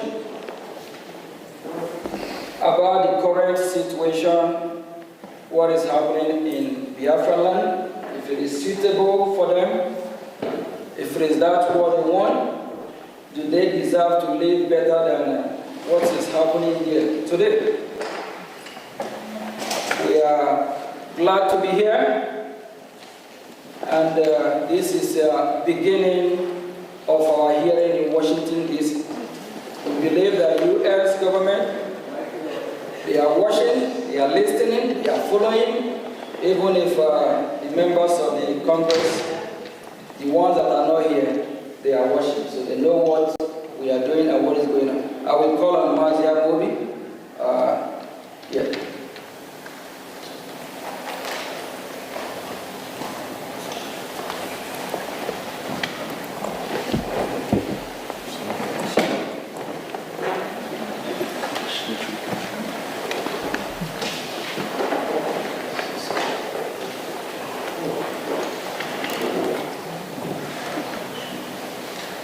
Greetings, everyone. Greetings, Biafrans who are here present. First of all, I want to appreciate everyone for being here. It's not easy. It is only a man who seeks for freedom that goes knocking on all doors. Because every locked door against each and every one of us is a locked door against millions of Biafrans. Especially millions of Biafrans, yourself, myself, who are witnesses, and over 50 million people who gave the Brgie government their vote for the self-referendum conducted in Finland. It conducted back home and ratified in Finland by over 517 Biafrans. So I appreciate each and every one of you who are here. And we thank the United States Congress for giving us this opportunity, for calling us to hear our voice at this time. It is of utmost importance that the Biafran people in general speak up now to stop the killing, to help the world, to help those who cannot speak for themselves, and the entirety of the people who live in the geographical location known as Nigeria, to regain their freedom. The freedom that we seek today is not just for the Biafran people, but for over 230 million people who exist in a place where they are all in a cave. Most of the people who exist there do not know themselves no more, cannot, for some reason, stand up and defend themselves. Of course, we know fear is part of terrorism. With me here are fellow Biafrans who are witnesses to the ongoing genocide in my land, Biafra. The ongoing genocide is a continuation of 1967 to 70, as we all have heard the acting Prime Minister of Brgie speak to us who are Biafrans and to the rest of the world who are listening. So I would like to ask my brothers and my sisters a few questions so that in their own words they can explain to the rest of the world, those who are watching, and to the congressmen and women who have given us this opportunity, who I'm sure would hear everything that we are saying here today, either today or tomorrow or in the nearest future. And whatever we say here will help them make decisions quick and act fast to save lives of Biafra, to save lives of women, children, and even unborn. Because in our case, we lose children in the mother's wombs due to Nigerian terrorism. Now, first of all, I would like to call on my sister, who is a witness, Love Akobondo. I would like to ask you, Love Akobondo, how would you describe the persecution and marginalization of Biafrans from your own personal observation and experience? What are the root causes of this genocide?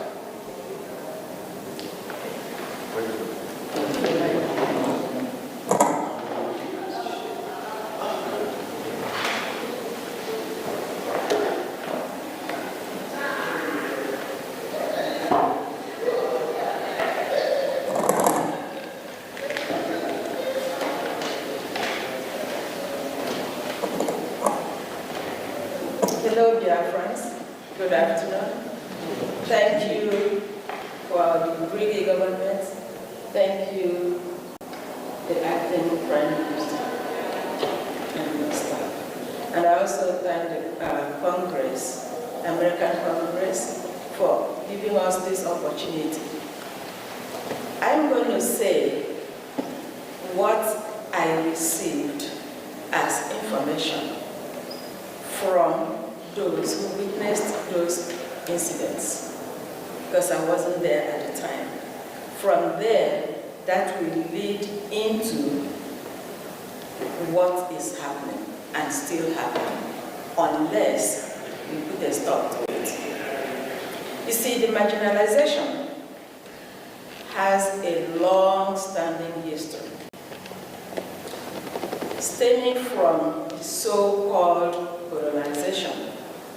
From the time those people showed up in the shores of Biafra, the Bight of Biafra, there hasn't been peace.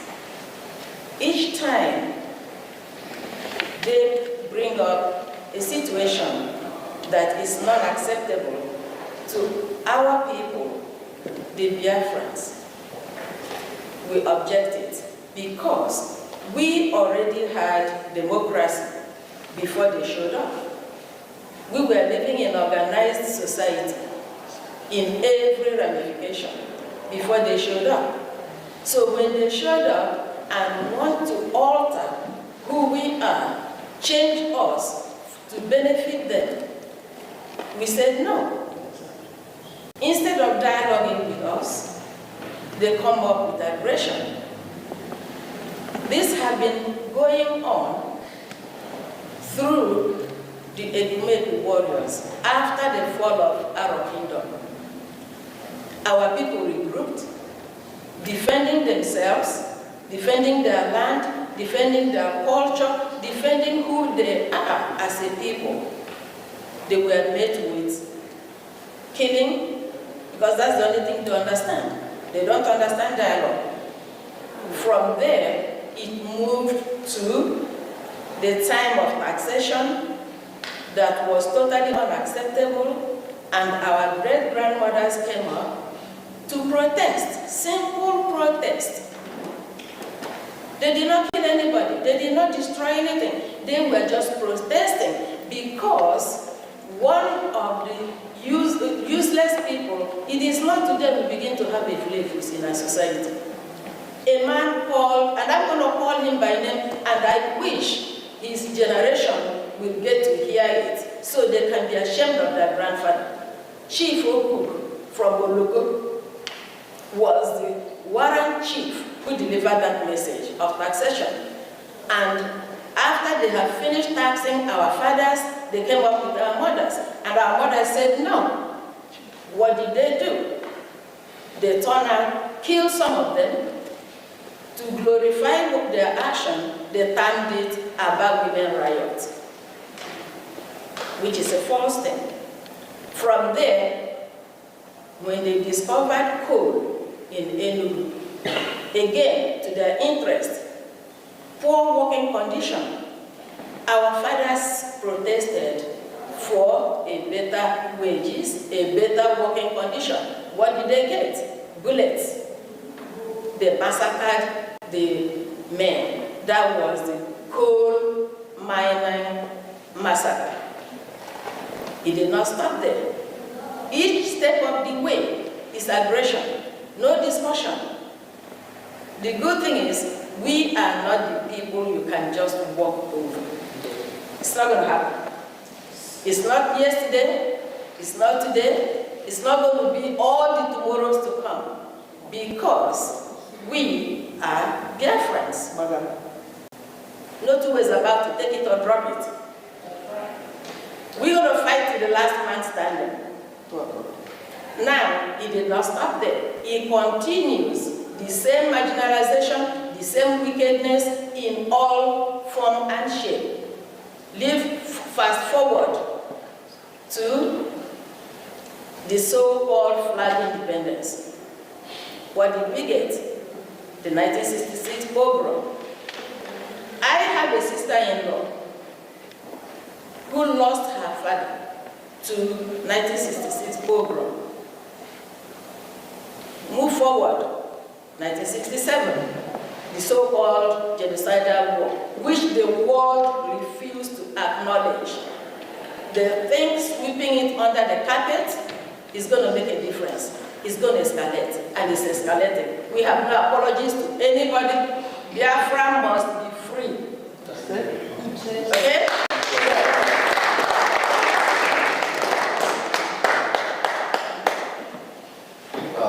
Thank you so much, my sister Love.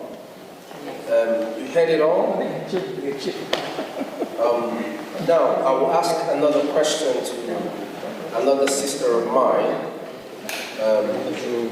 Ms. Nonye Chima, sorry.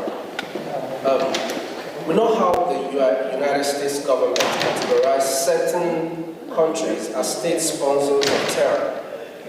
How do you rank Nigeria given their killing of Biafrans? And should the U.S. government designate Nigeria as a state sponsor of terror?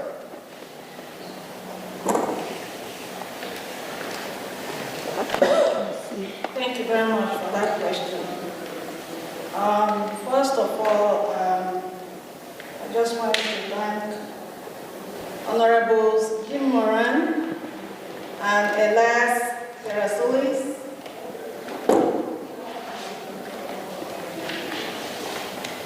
and the U.S. Congress for giving us the opportunity to inform the world of what has been going on in Biafra land for decades. So for the question, these are some of the reasons why the United States government should designate Nigeria as a terror organization. One, between 2015 to 2016, Amnesty International reported that Nigerian security forces killed over 1,500 IPOB protesters in cold blood. Remember, they didn't have any weapons. They were just exercising their rights as citizens. And in 2017, there was what they called Operation Python Dance, which targeted the Southeast residents who are Biafrans, with soldiers invading communities, shooting civilians, and committing extrajudicial killings, which led to about 28 young men and women in our leader, Mazi Nnamdi Kanu's house. Thirdly, from 2021 to 2023, Amnesty International also documented over 1844 killings in Biafra land, including unlawful executions, torture, and enforced disappearances by security forces. And one might ask whether these killings or these killers have been apprehended and brought to justice, and the answer is no. No one has been held accountable for these killings. In fact, when locals apprehend any of the killers, there is always an order to free them. Up till today, the killings continue, and the painful thing is the fact that Biafrans are killed simply because we are Christians, simply because of the crude oil in Biafra land, and because they want to Islamize us by force, which we are resisting. So I call on the global community to pay attention to what's going on in Biafra land and elsewhere where there is a genocide going on. Thank you all so much. Thank you so much. That was wonderful. That's what we expect from every Biafran to always carry in their heart. The fact that our people are dying every day.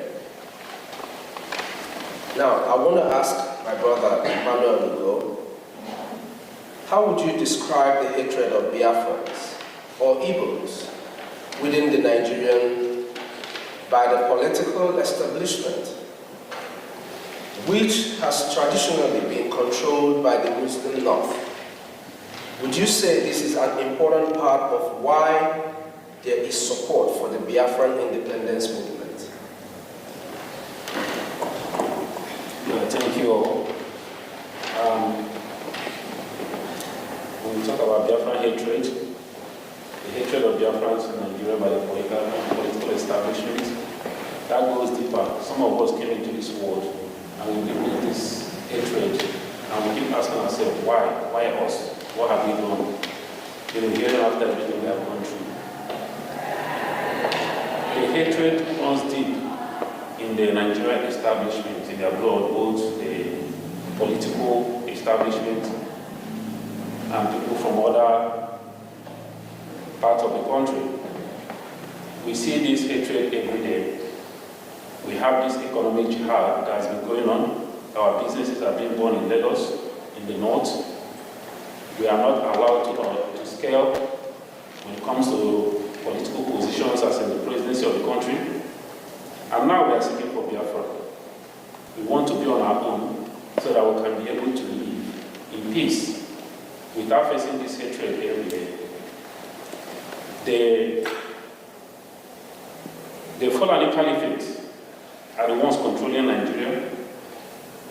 And with this economic jihad, they have continued to display this economic jihad on the Biafrans, day in, day out, in every aspect of life. And we are tired of it.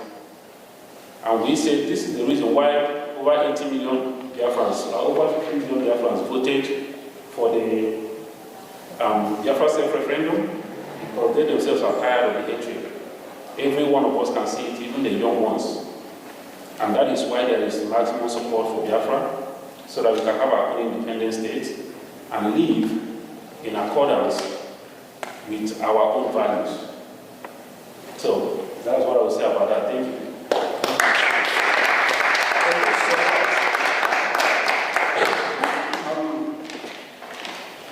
My brother Chima John, for those amongst you who lived during the first Biafra Civil War, it's called a civil war, but we know it's a genocidal war against the Biafran people, 1967 to 1970. Please, describe your experience. I know you might not know, but I know you have people who have told you stories. I see you're very much younger than 1967. So describe your experience and how you would compare the Biafran independence movement in the 1960s compared to now. And what do you wish the United States government to do regarding the issues of Biafra? Thank you very much. Thank you very much. And I want to thank the U.S. Congress for the opportunity that we have today to be at the Capitol for this hearing regarding Biafra. Some of us were not born in the war, but we have heard, we have read about all the atrocities that happened against Biafrans and against the Igbos during the war. We saw that Biafra land was completely destroyed by the Nigerian state in collusion with its Western allies and the Soviets. They destroyed schools, they destroyed the infrastructure. And while we're growing up, every part of Nigeria was designated as educational industry. And these are places where there were no bombs, where there was no destruction. But in Biafra land, in the Igbo land in particular, Igbos were never designated as educational industry. And we know what happened during the Civil War. One of the things that happened was the total blockade of Biafra land, and which led to the death of over 3 million people and the starvation of over 1 million children. I'm sure that the world saw some of those pictures, gory pictures of partial children because of the starvation.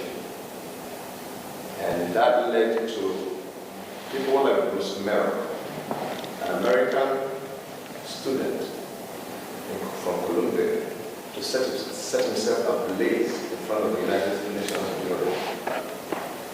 People like Steve Jobs, the founder of Apple, saw what happened in Biafra and swore not to step his foot inside the church.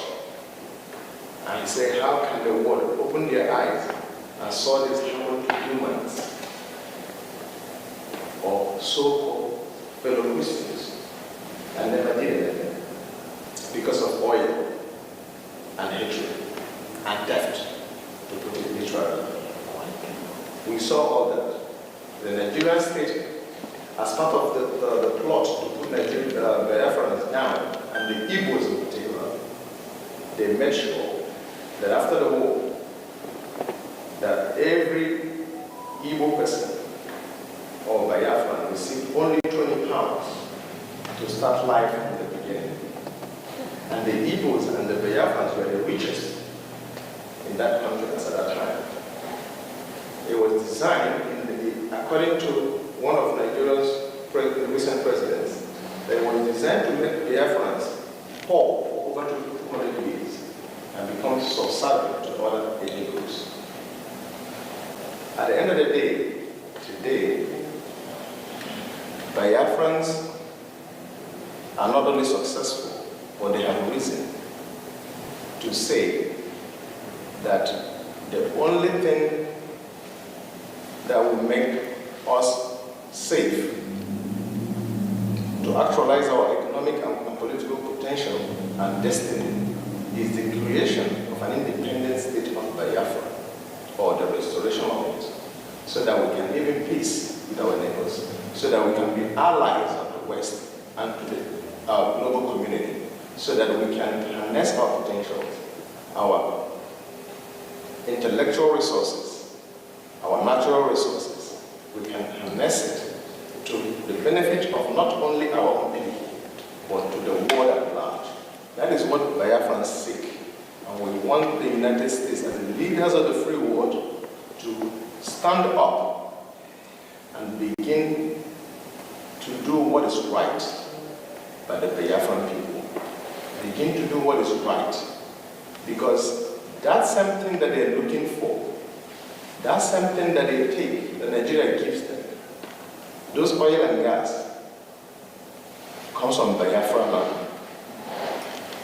We can negotiate. We can reach a deal with any country, America in particular, so that we can have our independence, a place we can feel safe, and to live in freedom. Thank you very much.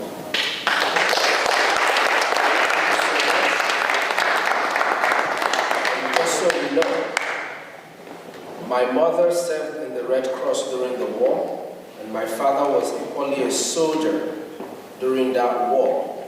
So, just like himself, and like many of us here, have so many stories of what happened and why we need to be free. It's not just because of the resources, but for our children to be able to see tomorrow. Now, I want to call on my brother, our brother, Mazikelo Israel. Mazikelo Israel, please, as we are in the Capitol Hill building, speaking to the United States Congress and to everyone who cares to listen to the Biafran people, I would like to ask, what would you recommend, or what would be your recommendation to the United States government to hold Nigeria accountable and to assist Biafra? Thank you, Honorable Speakers. Thank you very much, Honorable. First of all, let me thank our great friends, Elias Grasolas, and of course, Honorable Dr. Michael Rubin, who spoke earlier on, and Ogenkere, who has been leading this struggle since our leaders have been incarcerated. I'm talking about Simon Ekpa and Nnamdi Kanu. And I want to thank the U.S. Congress for allowing us this opportunity to come here. Again, they are demonstrating that they are the leader of the free world, as against other nations where they don't want to talk about this. As our Honorable Michael Rubin has said, here you are free to talk and nobody will arrest you. And so we are here requesting that U.S.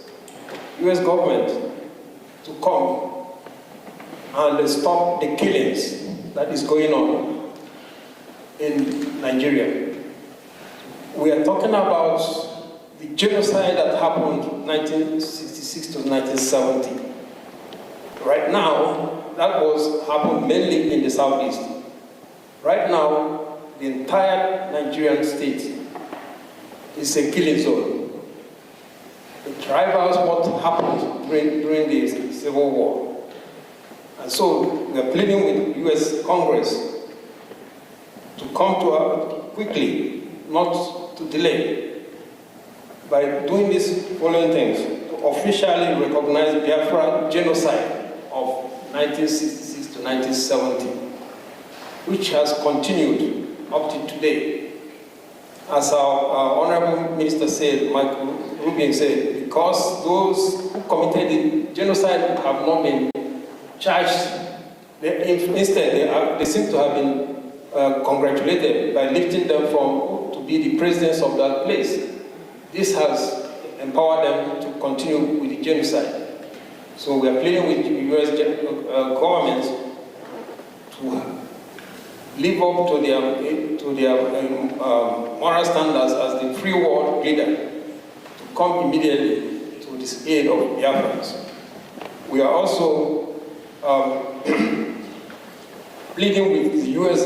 government to condemn immediately, because that will save life, condemn immediately the abuses that is going on there, which is quite obvious.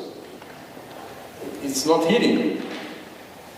You have terrorists that are being recognized, giving a peace deal, while those that are speaking the truth to save the country from the killings that is going on are being incarcerated, like Mazen and Kano and Simon Eber. Just yesterday, they agreed on a plea deal with terrorists, a peace deal, and they are walking free. We are asking the U.S. government to invoke the Global Magnitsky Act, identify all those criminals. The Canadian government have declared the political organizations in Nigeria as terrorist organizations. We're asking the U.S. government to go further, identify the individuals themselves, and invoke them and put heavy sanctions on them. That is what we are asking, to further what the Canadian government has already done.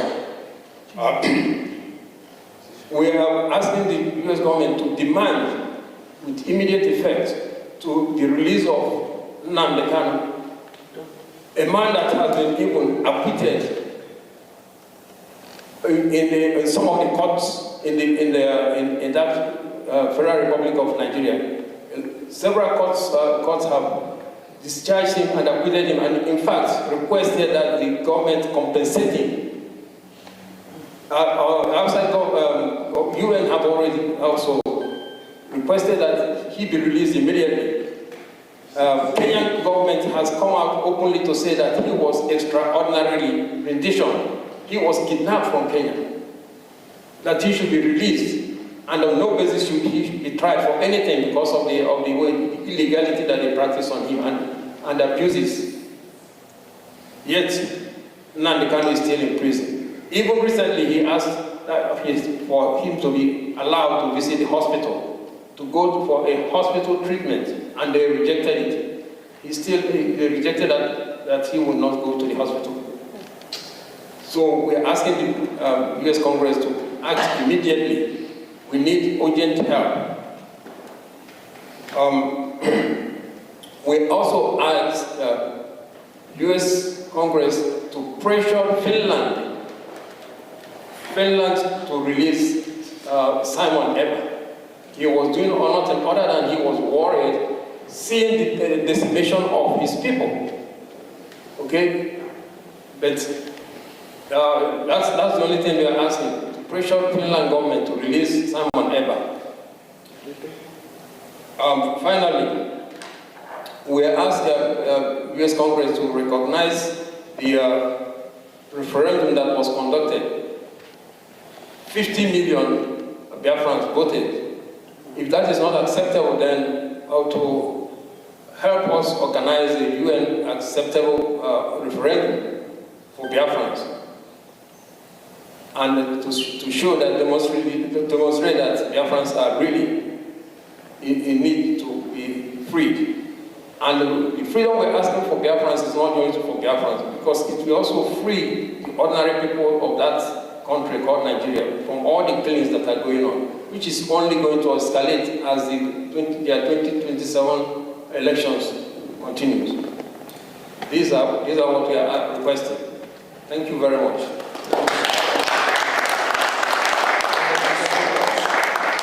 Just to add one single thing to what he said, something that is very dear to me. I really wish that the United States Congress and the United States government would help us pressure Nigeria. I would like for the genocide that took the life of over 5 million of my people to be recognized.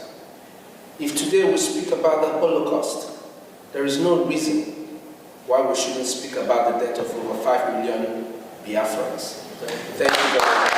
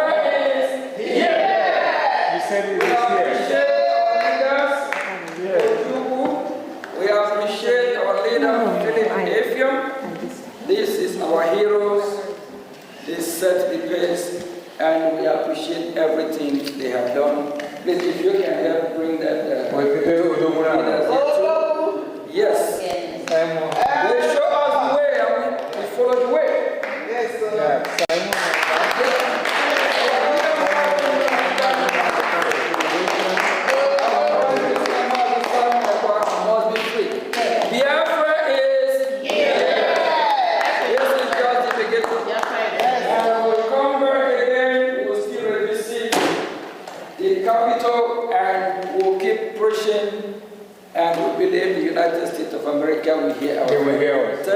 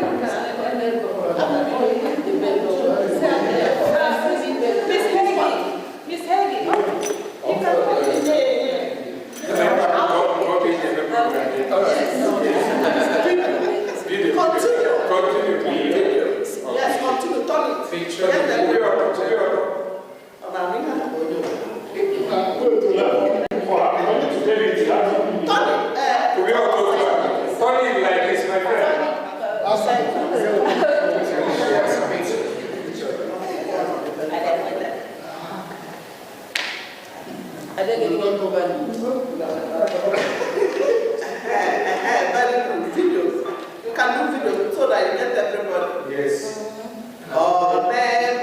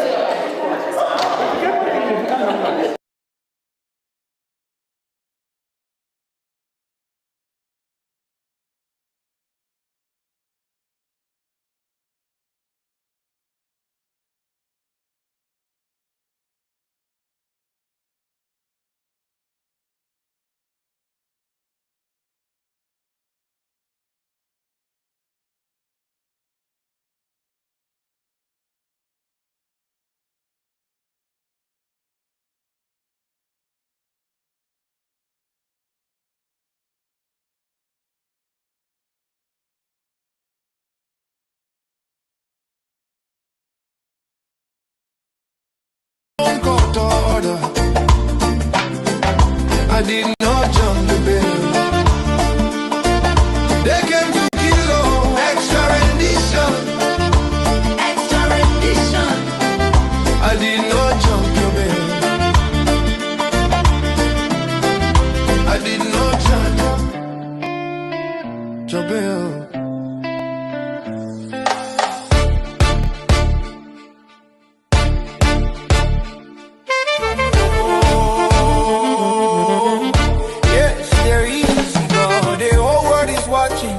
I did not jump it. Yes, I did not jump it. Jump it. They came to my house to kill me, to kill like Legos. Like it all gets tired. Like it all gets tired. Like it all gets tired. Nigerian army came to kill me, just to see me there. Oh, I sigh. Defender, self-defender. Yeah, jumping. I did not jump it. I stand tall, I stand firm to defend myself. I did it, obey your own court order. I did not jump the bell. They came to kill, extra rendition.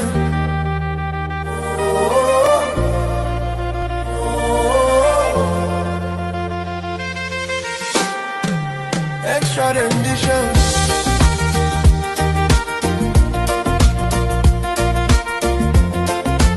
I did not jump your bed. Mommy, you did not jump bell. You did not. I did not jump your bed.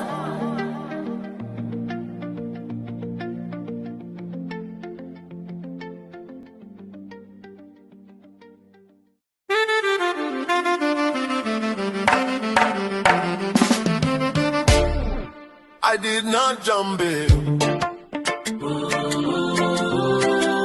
I did not jump bail. Yes, I did not jump bail. They came to my house just to kill me, to kill me. Did not jump bail. Tell the Igbo man did not jump bail. Your own Nigerian army just to see me there.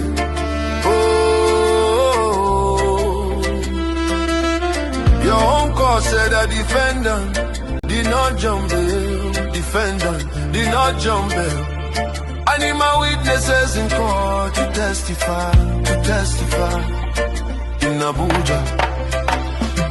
Oh, your own court ruling my lord. He did not jump bail. Igbo man does not run. Must not jump your bail. Your own court, my lord, said that he did not jump bail. My lord, my lord, my lord. I don't know why my case should be contrary to the Constitution of Nigeria, Constitution of United Nations. Extradition from Kenya. Your own court, my lord, I am dead already, yes, dead already. The only thing that can bring me back is Biafra. This life is meaningless without freedom, real freedom. Biafra, African man, freedom, Igbo nation. Biafra. Oh, rise up like the rising sun, Nigeria, Nigeria, divide peacefully. Referendum, Let them go. referendum. Now is African man, freedom. Oh, Nigeria, your own court ruling, my lord, my lord. Your own court, my lord, I did not jump bail. Igbo man does not run, real man no jump bail. Why thou prosecute me, my lord? Why persecute an innocent man, my lord? There is God, oh yes, there is God. The whole world is watching. I did not jump bail. Yes, I did not jump bail. Jump bail. Jump bail.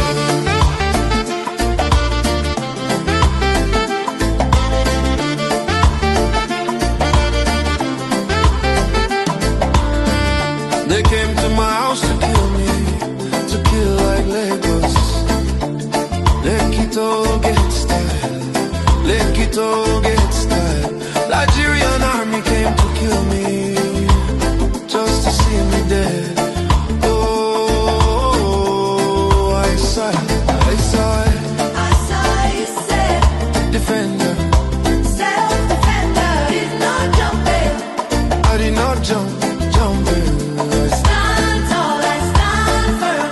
To defend myself, Nigeria, obey your own court order. I did not jump the bail.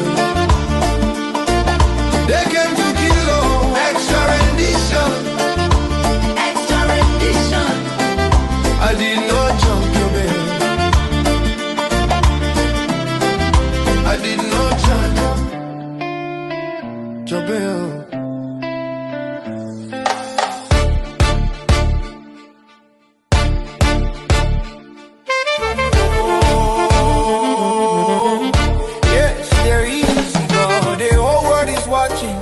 I did not jump bail. Yeah, I did not jump bail. Jump bail. They came to my house to kill me, to kill like Lagos. Like it all gets tired. Let it all get style. Let it all get style. Nigerian army came to kill me, just to see me there. Oh, I sigh. I sigh. Say defender, self-defender. Yeah, jump bail. I did not jump bail. I stand tall, I stand firm. defend myself. Nigeria, obey your own court order. I did not jump the bail. They came to kill Lord. Extra rendition.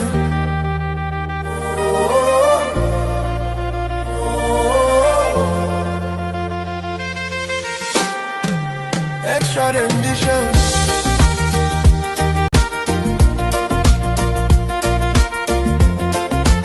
I did not jump your bed. Mommy, you did not jump though. You did not. Did I jump your bed?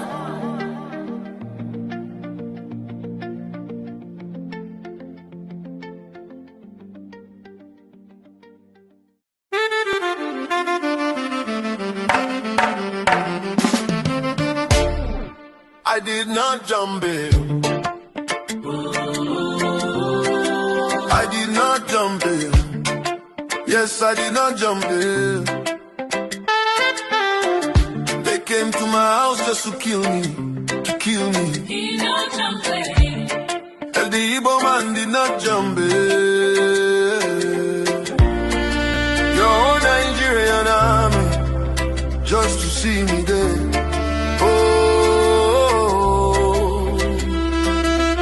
Your own court said that defendant did not jump bail. Defendant did not jump bail. I need my witnesses in court to testify in Abuja. Oh, your own court ruling my lord. He did not jump bail. Igbo man does not run. Not jump your bail. Your own God, man, said that he did not jump bail. My lord, my lord, my lord. I don't know why my case should be contrary to the Constitution of Nigeria, Constitution of United Nations. Extra rendition from Kenya. Your own God, my lord, I am dead already, yes, dead already. The only thing that can bring me back is Biafra. This life is meaningless without freedom, real freedom. Biafra, African man, freedom, Igbo nation. Biafra. Oh, rise up like the rising sun, Nigeria, Nigeria, divide peacefully. Referendum, Let them go. referendum. Now is African man, freedom. Oh, Nigeria, own court ruling my lord, my lord. Your own court, my lord. I did not jump bail. Igbo man does not run. Real man no jump bail. Why thou prosecute me, my lord? Why persecute an innocent man, my lord? There is God, oh yes, there is a God. The whole world is watching. I did not jump in. Yes, I did not jump in. Jump in. Jump in.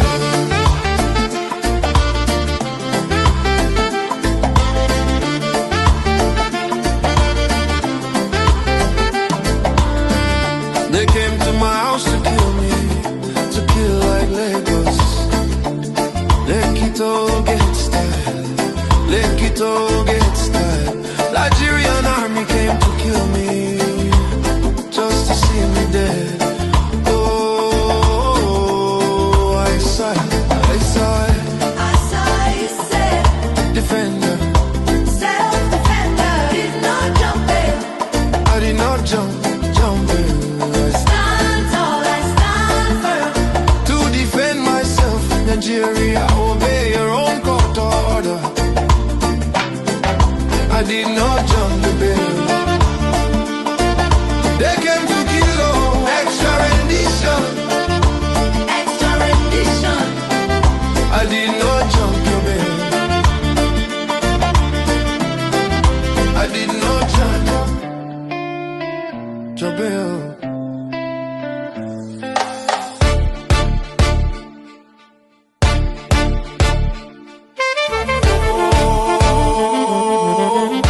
Yes, there is God. The whole world is watching. I did not jump bail. Yeah, I did not jump bail. They came to my house to kill me, to kill like Legos. Like it all gets tired. Like it all gets tired. Like it all gets tired. Nigerian army came to kill me, just to see me there. Oh, I sigh. Defender, self-defender. I did not jump in. I stand tall, I stand firm to defend myself. I Nigeria, obey your own court order. I did not jump the bail. They came to kill Lord. Extra rendition.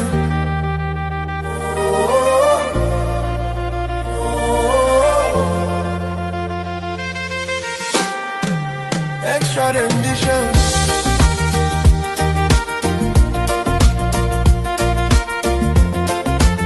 I did not jump your bed. Mommy, you did not jump though. You did not. Jump your bail.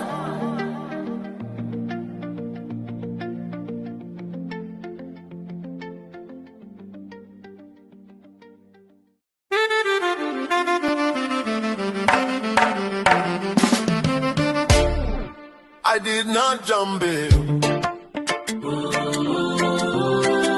I did not jump bail. Yes, I did not jump bail. They came to my house just to kill me, to kill me. Did not jump bail. And the Igbo man did not jump bail. Your own Nigerian army just to see me there.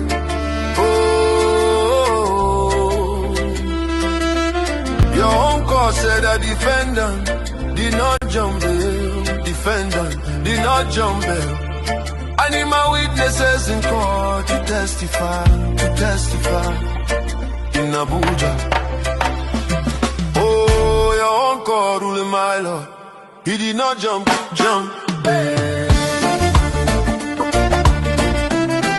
Igbo man does not run. Not jump your bail. Your own God, my Lord, said that he did not jump bail. My Lord, my Lord, my Lord. I don't know why my case should be contrary to the Constitution of Nigeria, Constitution of United Nations. Extra rendition from Kenya. Your own God, my Lord, I am dead already, yes, dead already. The only thing that can bring me back is Biafra. This life is meaningless without freedom, real freedom. Biafra. African man. Freedom, Igbo nation. Biafra. Oh, rise up like the rising sun. Nigeria, Nigeria, divide peacefully. Referendum. Let them go. Referendum. Now is African man, freedom, oh, Nigeria, your own call ruling, my Lord, your own call, my Lord, I did not jump bail. Igbo man does not run, real man no jump bail. Why thou prosecute me, my Lord, why persecute an innocent man, my Lord? There is God, oh yes, there is God. The whole world is watching. I did not jump bail. Yes, I did not jump bail. Jump bail. Jump bail.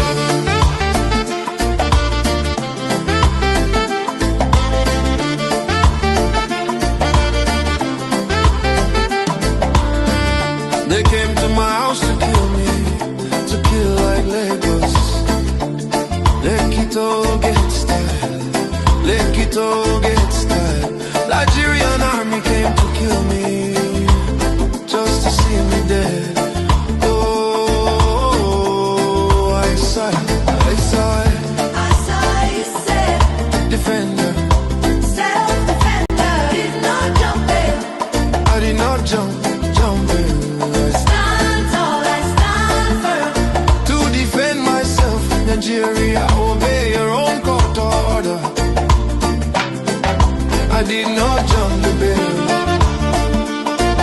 They came to kill, oh, extra rendition. Extra rendition. I did not jump your bill. I did not jump your bill.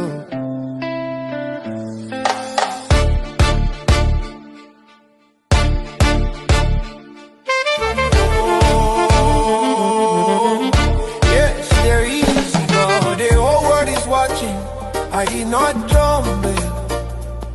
Yes, I did not jump it. Jump it. They came to my house to kill me, to kill like Legos. Like it all gets tired. Like it all gets tired. Like it all gets tired. Nigerian army came to kill me, just to see me there. Oh, I sigh. It's a defender, self-defender.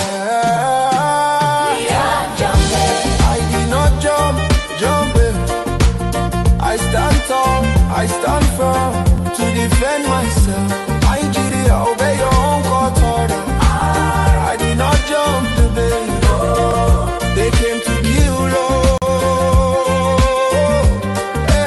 extra rendition.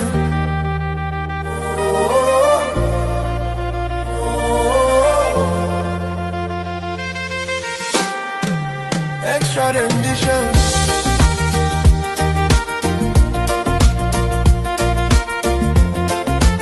I did not jump.